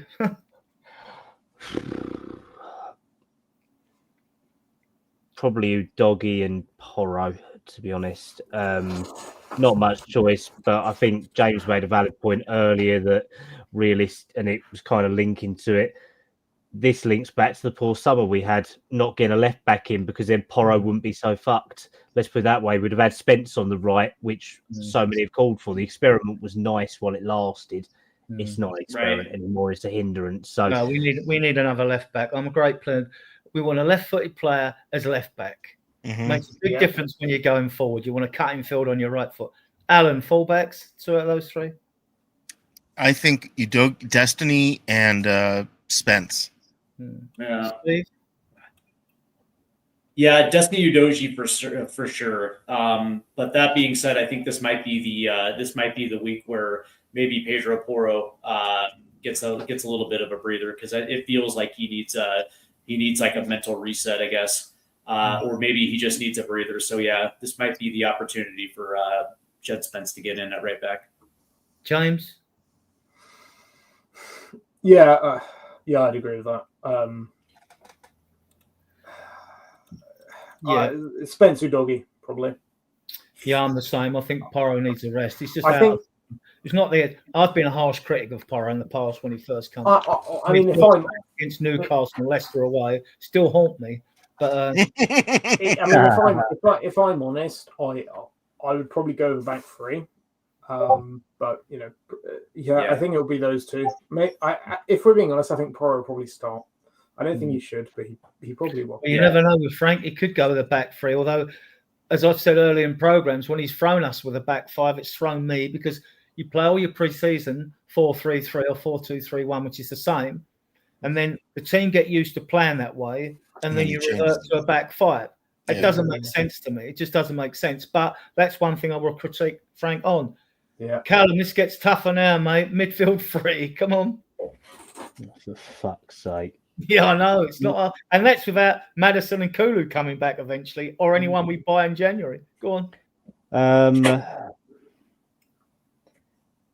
Paulinia, Sarr, Simmons. Ooh. I like it. I want to see a 6. I want to see Sarr as an 8, ball carrying, and I want to see Simmons as a 10. Ultimately, I don't want to see Bentancur play. I don't think he was great the other day. And realistically, I think Bergvall could do with a break as well. He looked knackered after coming off against Newcastle, let's put it that way.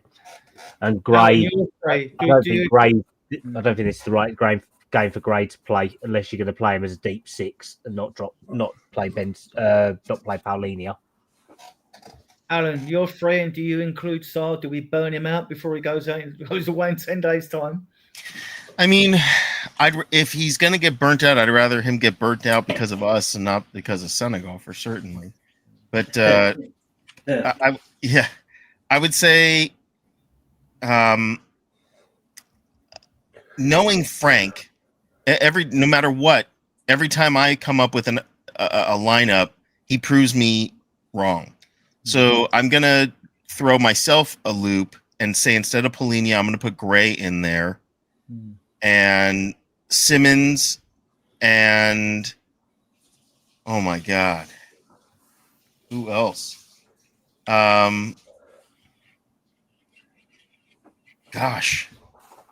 Maybe Bentancur, I guess. Although, isn't he about to have his 5th yellow? Isn't he on his 4th? What, the yellow card watch? This is yellow card watch. Yeah. Bentancur's on 3. He's got 2 to go before the 18th game, so it's 4 games. Is tomorrow the 15th game? Then you only get a 1-match ban, but if you get 10 yellow cards, it's why Romero's on 6. I've got him on 6. If you get 10 before game 32, you then get a 2-match ban before the last 4 games of the season. So I'll highlight that. So he's all right at the moment. I'm glad we show more by. I'm not bothered about yellow cards. You have a big enough squad to cope with that. So your midfield 3 is? Yeah, so I guess it'll be Gray, it'll be Simons, and it will be Bentancur. Steve? I just want to make this clear that I would love to see us play in a 5-3-2, but kind of like James, me personally, I think it suits this team very well. But that being said, since you're asking us for a 4-2-3-1, you got to continue to play João Palhinha. He is literally our most consistent midfielder. And granted, yes, I understand over the course of the last 5 weeks, this defense has looked spotty at best, but that still doesn't negate the fact that he's our best midfielder and really our only legit 6 on the team. But that being said, the other guy that I actually kind of want to see is, I know Callum, mentioned this guy, but I actually like the idea of Archie Gray in this. Every single time that he's played in a little bit higher up the pitch, for me, he always passes the eye test. I like the fact that he's almost pressure proof. He never seems to crack when the pressure comes, and he always seems his touch on the ball for me has been vastly underappreciated this year. And so, me personally, I kind of like the idea of a double pivot of Xavi and Gray. Gray and Palhinha, and then I have Xavi in the 10. And I think that would be a very nice midfield 3. James, your midfield 3? My midfield 3 would be Sarr, Bergvall, Xavi. I think fundamentally against a team like Brentford, you have to maintain possession of the ball. And I think with Sarr and Bergvall, you've got enough running and enough work rate to compete with Brentford on that front. And I think ultimately Sarr is good on the ball. I think Bergvall is a future world beater. And I think Xavi will only improve with time. And I think he's, with Kulu and Madders out, I think he's the only person who's got a killer ball final pass. And I think actually, Palhinha's been fantastic for us defensively. But we've been pretty terrible defensively. Can we at least play some decent football? If we're gonna let in a goal, we may as well look like we're gonna score a goal, right? And I think with a fully fit back line, with Romero and Van de Ven, if we can at least pressure the other team to the point where we're not, letting the other team have the ball in our half for large periods, I think they can handle it. I think we can handle a high line. Van de Ven and Romero can deal with that. They dealt with it for 2 years, or at least large portions of Ange. Right. I think they can deal with it, provided at least one of the fullbacks sits back a little bit. I think he's going to go Palhinha, Gray, and probably Sarr. Yeah, and probably no. I think it will go Palhinha, Gray, and Brenttord.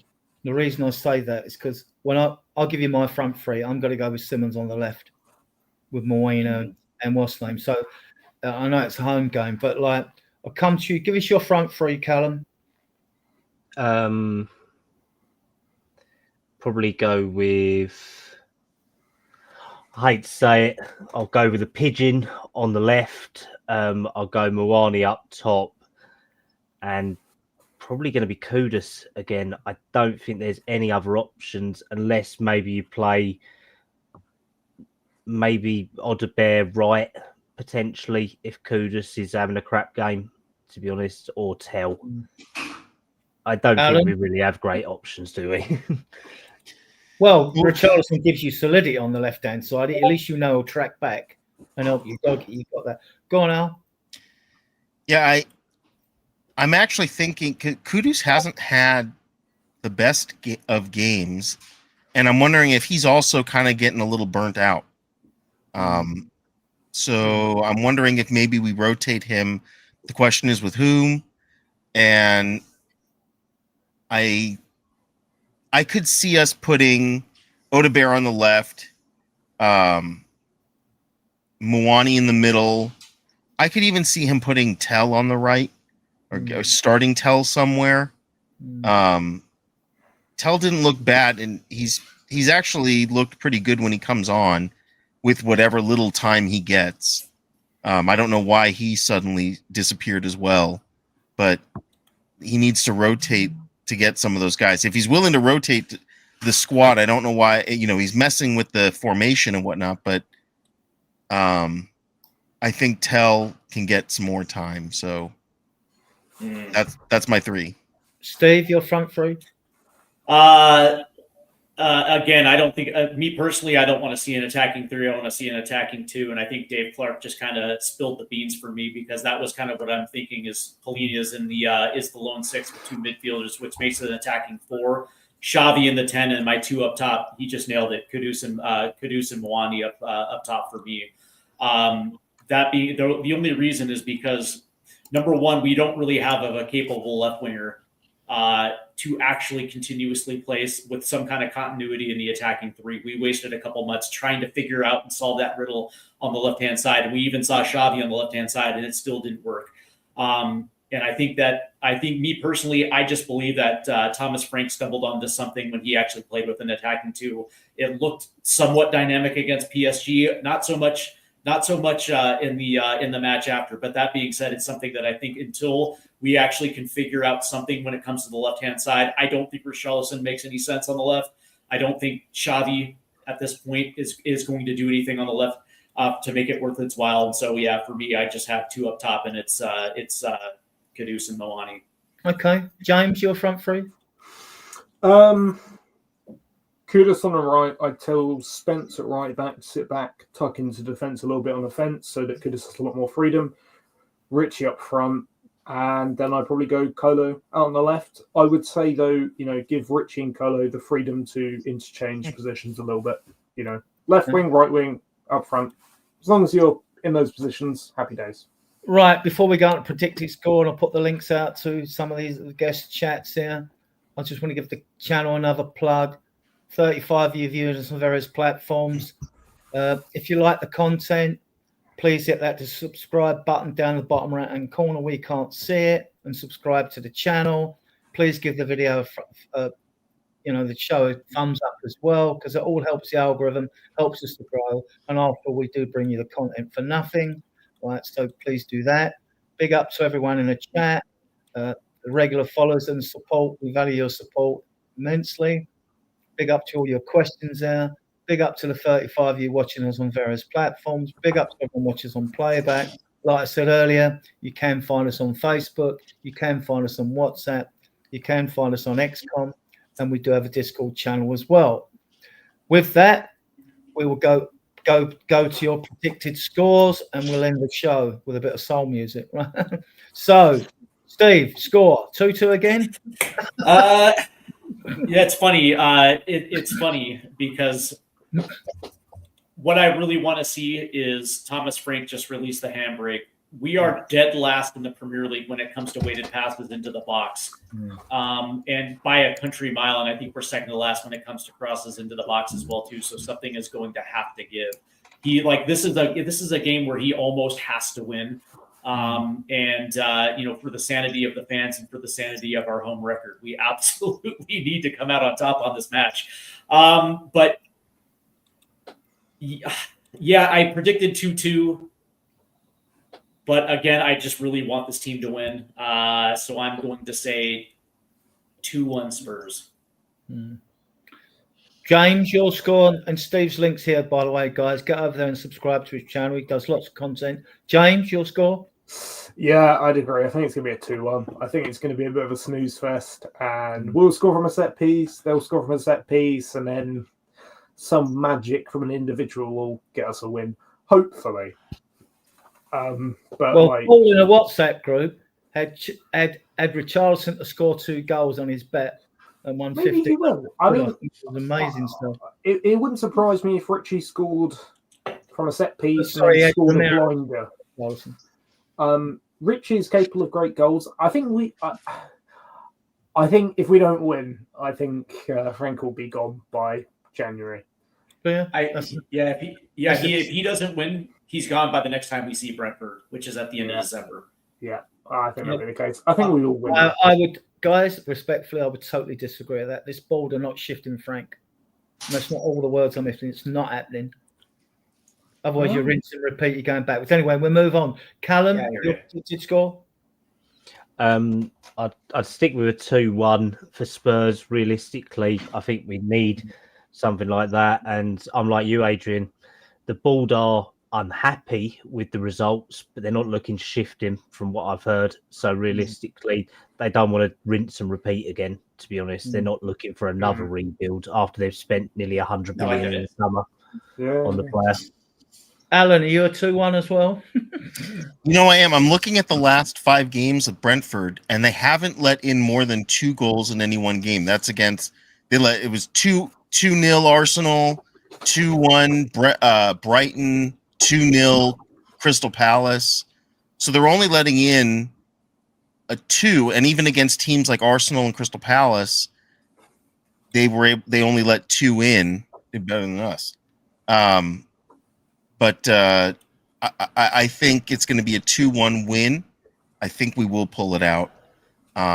I do think that Thomas Frank, the way he's playing, again, I've been reevaluating how I kind of view this team, and I think we do need a lot of better players.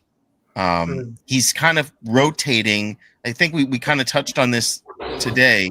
He's rotating as if he's got 16, 17 good, really good players, and I think someone in the chat brought it up. Newcastle has depth on their bench. Where we kind of don't. We start moving we want to move players around in different positions because we need them to be versatile, because we really don't have those stable players that we want to see week after week.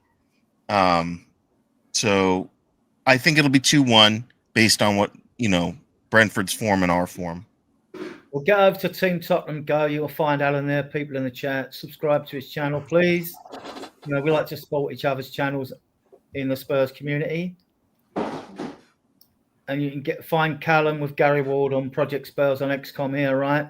Get over there and listen to them. They cover a lot of you tell them, Callum, what you cover. So we do match day predictions. We cover all the youth content, which not many channels do as well. So there's going to be, I'm doing a piece over the weekend, hopefully, where I'll be covering all the under 18s who have been offered new scholarship deals for the club. And someone that will unfortunately be leaving Spurs as well is Frankie Day, who will be going to West Ham as well. So that's a very big disappointment after all the work Spurs put in to keep him in the summer as well. But he just hasn't had games through Oliver Boast coming in, unfortunately. So that's something I'll be covering as well for everyone. Yeah, I'm hoping to get Callum on with Gary Ward on Sunday, but we'll see if they're available. I'm going for a 2-0, guys. So, James, any last words?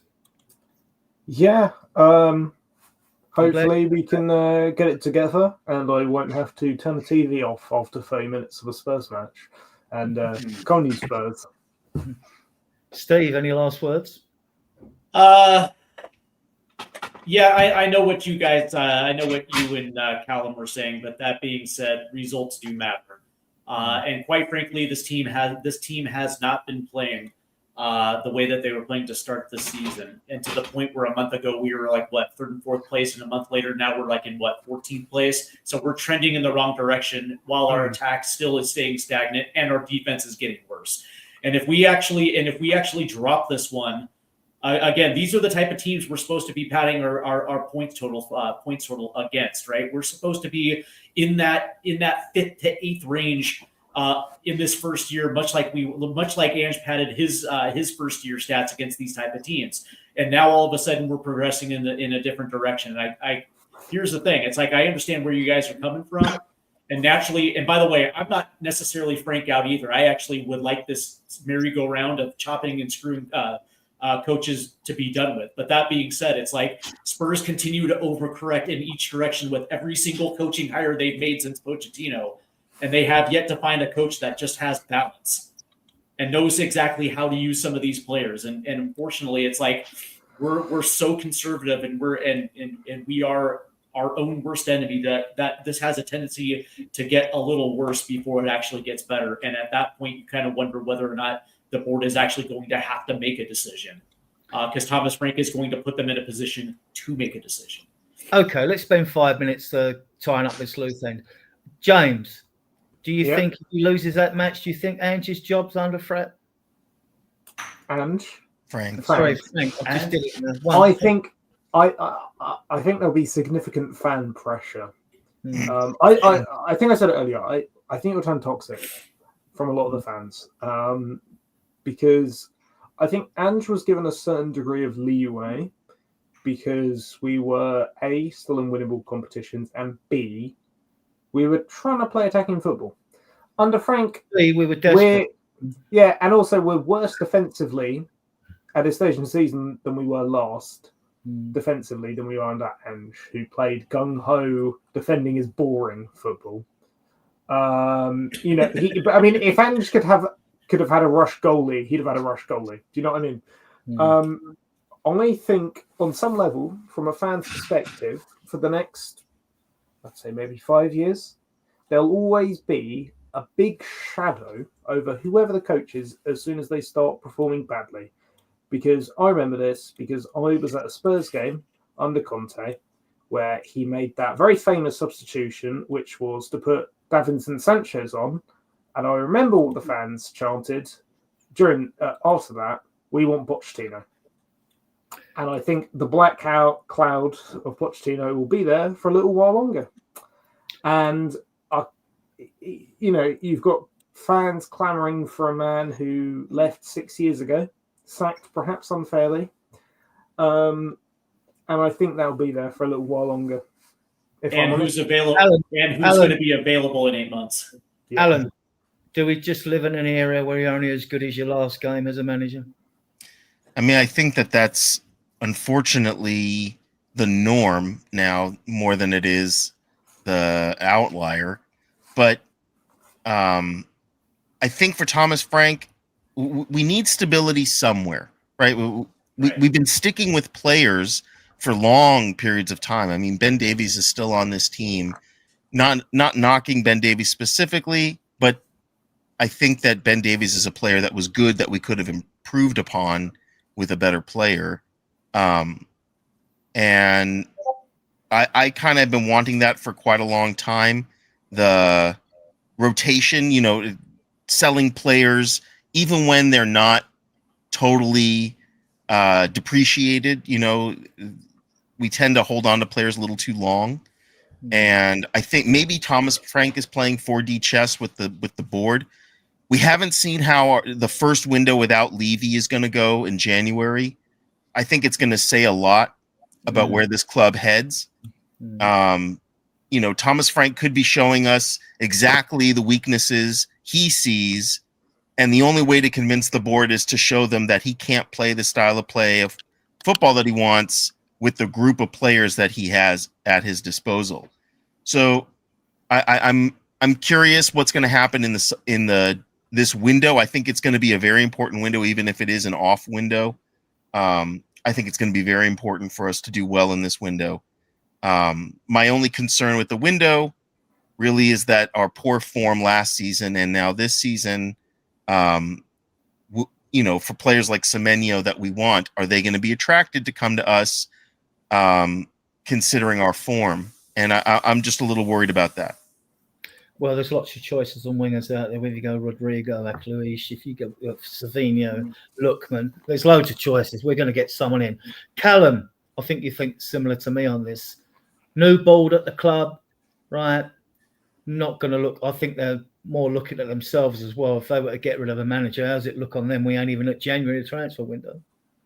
Well, considering that they was the ones to appoint Frank, and it was Vinay and Johan Langer who led on this, and Peter Carrington. So realistically, if they do this, they're cutting their own throats. If you get what I mean. In all honesty, I don't think that the fans are thinking they're just reacting. At the end of the day, they wanted Ange out. Now we're calling for Ange back. They wanted Poch out at the end, and people want Poch back now, and his record since leaving Spurs hasn't been great. We will have all that lovely nostalgia for him, but realistically, he won the cup with PSG. You know about? Oh yeah. I mean, to be fair, I'd win a trophy with PSG. Yeah, Karen, I won too. So I mean, realistically, one window's not enough. We've got squad players from 4 or 5 different managers here. We know half the squad are not good enough in there. We have talent, but they are not near the level that they need to be. The Spurs players are one of the main reasons why Frank is losing at the moment. Their attitude is shit. Some of his tactics where he's set up, he doesn't tell them to make mistakes, which cost us goals. He doesn't tell them to trip over and play all backwards constantly. I don't think, because you look at how he sets up, he's got enough options in there to do it. I think it's a weak mentality. So the board won't move to get rid of him. At least they'll give him the year, I reckon. The options to come in to replace him are next to none, because they're either at top clubs, like if they like Glasner or Iraola. Bournemouth and Crystal Palace are doing well. Xavi, if he comes in, will want a war chest of 250 million.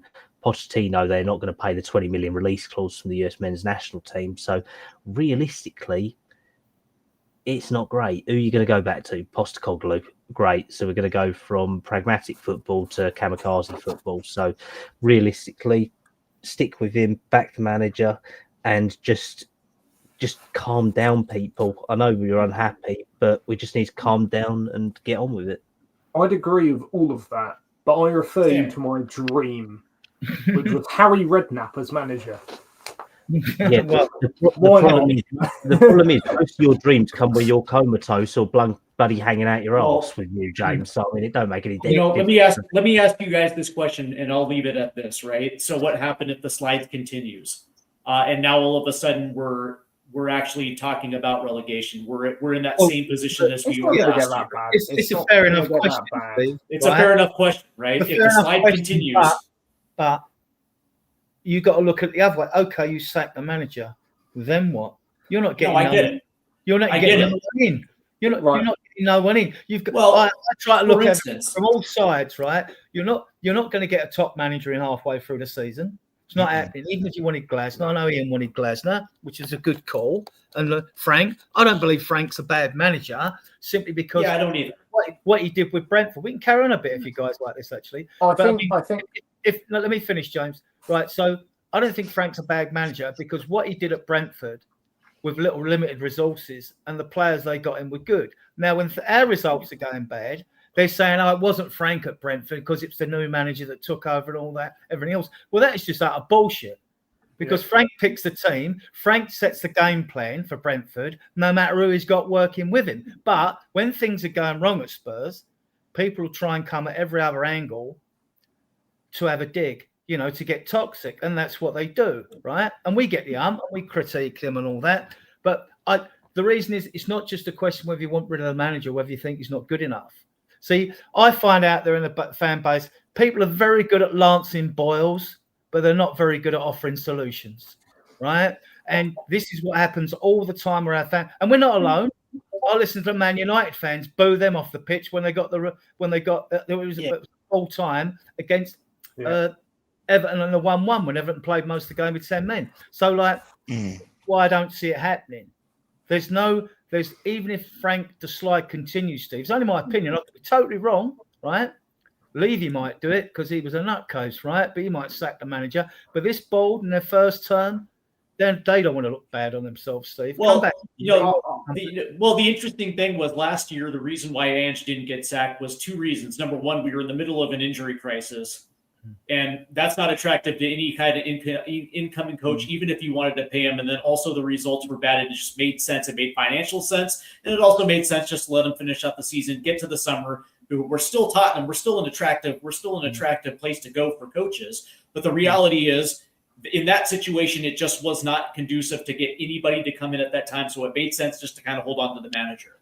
Right. And I would probably assume that's probably going to be the exact same scenario again, where probably Frank gets the rest of the season. But if the slide gets to a point where now all of a sudden we're 15th, 16th, 17th, when we should be 6th, 7th, 8th, and we're dropping points against teams that realistically we have a roster that should be good enough to get those type of points. But for whatever reason, the connection is not there. The question really is does the board pull a trigger in that to save their season to potentially get into a position where relegation could come in? That would be if that was the very, very worst. I still struggle with it because, you're halfway through the season, you've got the FA Cup and the transfer window in January, and I see us finishing strongly. I know we're going to bring in two quality players. I don't think we're going to be anywhere near relegation. I think, the football's poor. The result, we'll scrape results, right? We will inevitably scrape results solely through quality. But when I look at Frank, I almost think a little bit like Nuno. Nuno, great coach, right? Did brilliantly at Wolves. Did a great job at Forest, right? Not a bad word to say about him. He only left Forest because he fell out with Marinakis, who's a heroin dealer. Sue me. Prove that's not wrong in a court of law, Mr. Marinakis, because I know it is. Because I know it's true. Good coach. And he's James has going done to it do with a him. good job at West Ham, right? He lost the 10 games at Spurs. Why is that? No one respects him. None of the players respected him from day one. None of them did. No one bought into his style. And I do worry that going from Ange, who I can imagine man management style is quite different from Thomas Frank's. I can imagine Ange is a bit of, go from Ange to Frank is a wee bit of a culture shock for the players. And maybe they go, well, who the fuck are you, mate? Sorry, I swore. And Ange can at least say, well, I've won in Scotland, Australia, Japan, Greece. I know what I'm talking about. I've won trophies. Same when Mourinho came in for Poch, it's Mourinho. He's won everything. Conte, he's won trophies in Italy. He'd won before. I do worry that the players aren't fully behind Frank at times. And I mean, I disagree, but go on, Karen. My headcanon is I think we'll finish like 6th, and then he'll get sacked, and then Pochettino will come back. I think there's Alan, you want to comment on whether he goes, stays, whatever? I think we need stability. I don't like sacking a manager midway through a season. I think it's disruptive to the regardless. You could take a top team. If Arsenal were to sack, their coach midway for some reason, it would totally destroy their season. I think so. I just don't see it. I really don't see a reason right now. We're rebuilding, right? This is Ange's team for the most part, and before that, it was Conte's. It was Conte's team at one point. It's been so many people's teams. We got to give a coach time to settle in and actually do a job. Otherwise, we will be chasing our tails into infinity. Callum, last word with you. If you were to get rid of Frank, then you got to change the coaching team as well. This isn't happening, in my opinion. It's just it'd be like the Titanic. Well, when you think Spurs have done what they never do, they've actually bought out a whole coaching team from Brentford, haven't they? They've bought over 6 to 8 members of staff.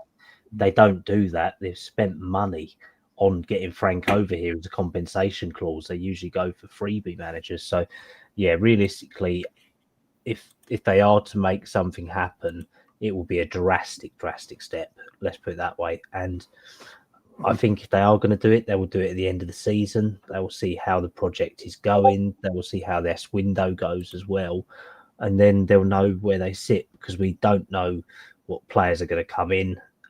Realistically, there's not a good enough manager out there to come in who can make a difference halfway through and want to build a whole squad. So realistically, we will, I think, stick with Frank for the time being and then see where we stand after that.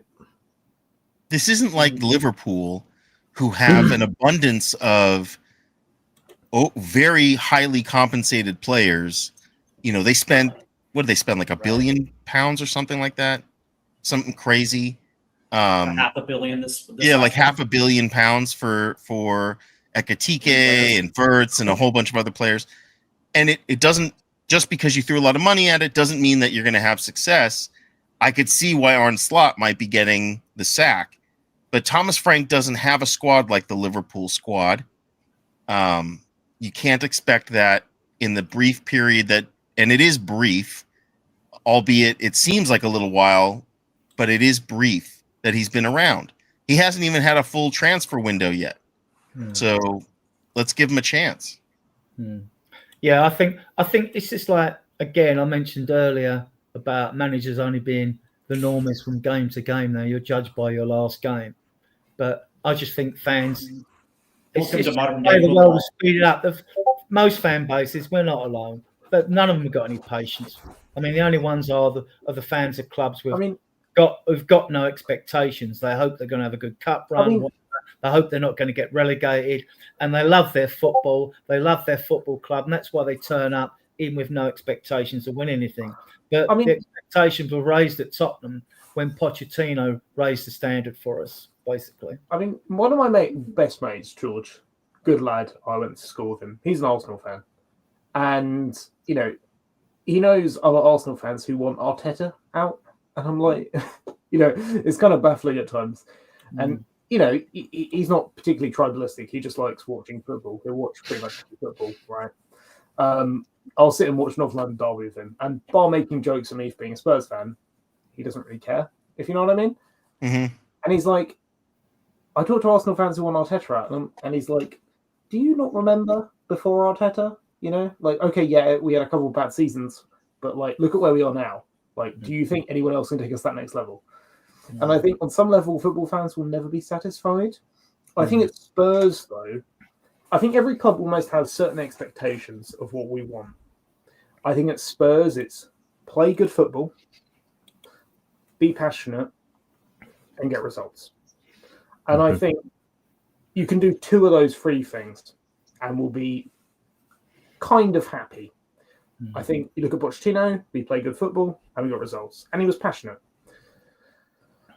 for the most part. And then you look at managers like Mourinho and Conte, okay, yeah, we got top four and we beat Arsenal that year to get Champions League football. I don't know why Champions League football is so appealing to fans. I don't give two F's about Champions League football, if I'm honest. Europa League's much more appealing. We can win the Europa League. I don't care about the money. I don't get it. Do you get any of the money? I don't. Whatever. For me, I feel like we've gone through a bunch of managers, aside from Ange, who have a very anti-Spurs way of playing football. And Frank's a great pragmatist. I've not seen any of that pragmatism other than playing defensive football, more defensive football than Mourinho or Conte did. And okay, yeah, Mourinho and Conte had Son and Kane, who were, complete freaks of nature, world-class players. I mean, Mourinho had Bale at one point, right? He had three ridiculously world-class attacking players. But at times, I don't know. The big thing is, I'm a Spurs fan, but I'm not too bothered at the moment. I'm pretty apathetic about what happens. If we lose, I'm not upset about it. I'm not angry. I don't know. Maybe Ange become desensitized. Yeah, maybe Ange's league form kind of desensitized me to caring about it. But it's I don't know. I turned the game on. I turned North London Derby on. It's okay, we conceded it. Right, I'll turn that off. Oh, we lost 4-1. Oh well, who cares? I don't. I went and cooked a roast dinner. We'll go Steve, Alan, and Callum. Then we will finish. Steve. Yeah, the only thing I really want is an identity with this club, something that we know for a fact that we are going to see on a week by week basis. A coach that is going to play to the strength of his players, that understands exactly how they play and how they're going to be able to play together, and a squad that runs their absolute balls off from a match to match basis. Right, you talk about passion. That's something that me personally, I actually like. I actually prefer a team that is going to play hard from the whistle to the whistle. Maybe that's just my American identity. But that being said, there's always something about hustling that fans absolutely love about that. But it is what it is. And, maybe you guys are right. And maybe, Thomas Frank is going to be here for the entire year. And if that's the case, I'm going to back him. But that being said, it's, there is an identity with this club. And I think we have gone so far past what this club's identity is, and that it is what it is. So, Alan, yeah, I don't think we're going to change midstream. I think we would give him time. I do agree the play style has been kind of very difficult to watch. It's very negative. I don't like the negative ball. And I don't know why it's gotten so negative. Not negative in it's just bad, which it kind of sometimes is. But I mean, negative isn't we're constantly passing back. We're not progressing the ball forward enough. We're being very defensive. And I want to see more. But again, he could be playing 4D chess with us in exposing that he doesn't have the squad necessary to play the style that he wants to play, and so he feels like this is all we can do with the squad that he's got. And if we don't want to see this anymore, he needs improvements in the coming windows. So maybe if you believe in conspiracies, maybe that's it. But I just think that the squad needs strengthening in this transfer window bad. But so many teams are so used to us being synonymous with Daniel Levy. So many teams didn't want to deal with Daniel Levy. So many players didn't want to come because of Daniel Levy. And we're going to have to spend a couple of transfer windows doing what we can to change that appearance. You know, we have that reputation. We've got to find a way to break that cycle. Callum? Yeah, I'm kind of along the same lines as Alan, to be honest. We've got to rebuild what we had. Obviously, Spurs burnt relationships with certain clubs this summer. They burnt relationships with Forest. They burnt relationships with Palace. They're completely gone now. There's nothing there. We need to see what this board will do. It is a new board. It is a new ownership, i.e. angle from ENIC Group. They'll have to put their money where their mouth is. They have to be critical and concise with buying players, but also selling players. So, i.e., don't do a Daniel Levy where you want to buy someone cheap and sell them at an overinflated value for it as well. If we are going to stick with Frank, then we back him with players he wants, not players that the club want to make them club signings. But I think that you don't make changes like that. I mean, at the end of the day, we've had good games, we've had bad games under Frank, simple as like that. If we overreact, then we're just back at square one, which I don't think I could sit for another rebuild this soon, to be honest. I mean, I'm younger than all of you guys and maybe James and all that, and I've seen too many rebuilds in my bloody life. James has, once he's seen the amount of rebuilds that we've all seen, he'll end up bald or start losing hair as well. So that's how much it'll make you lose stuff. But realistically, we stick with Frank. We see how it goes till the end of the season. We get some good results. We get bad results. We go as far as we can and hope the board backs and puts their money where their mouth is, because Levy cannot hamstring us anymore. Now they need to prove it was Levy and not ENIC Group who was doing stuff, realistically.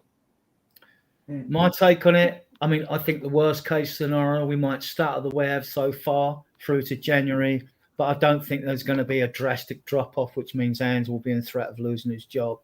We have opinions in the Spurs fan base, fair enough. I respect everyone's opinion, whether I agree with them or not, but I just don't see that happening. There's too much. The board would be an embarrassment, they'd be embarrassing themselves as well.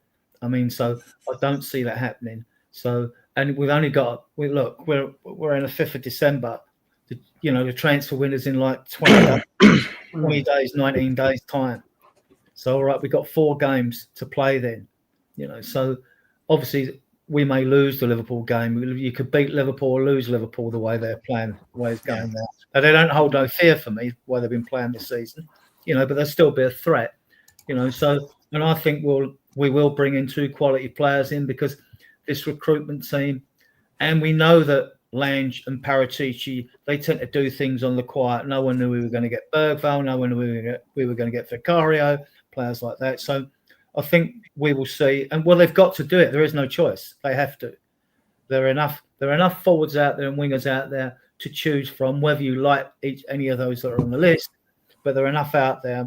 And if they bring someone on, whether they're first, second, or third choice on any list they've got, they will meet a profile that the club want. They might not be the top player they want, but they will meet the profile of what Frank wants and what the recruitment team wants as well. So I'm positive about the second half of the season. I think we'll get stronger, and I think we'll finish the season strong. But that's just me, and I often get called of being, accused of being delusional. But, guys, it's been a great show. We've gone on at least 50 minutes longer than I wanted to, but you've been fantastic. I love all your opinions for or against us.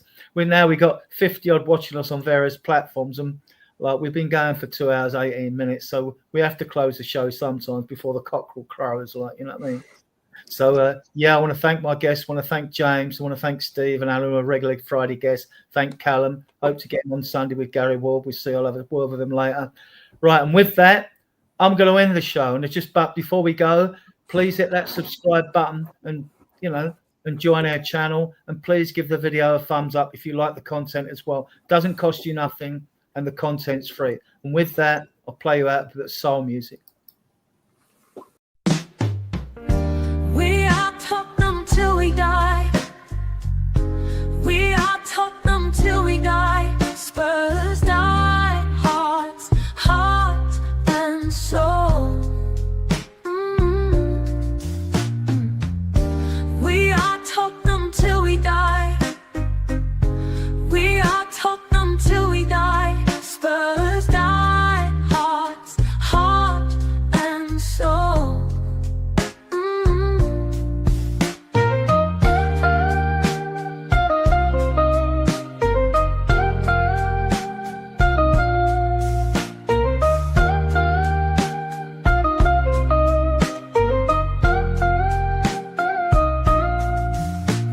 are Tottenham till we die. We are Tottenham till we die.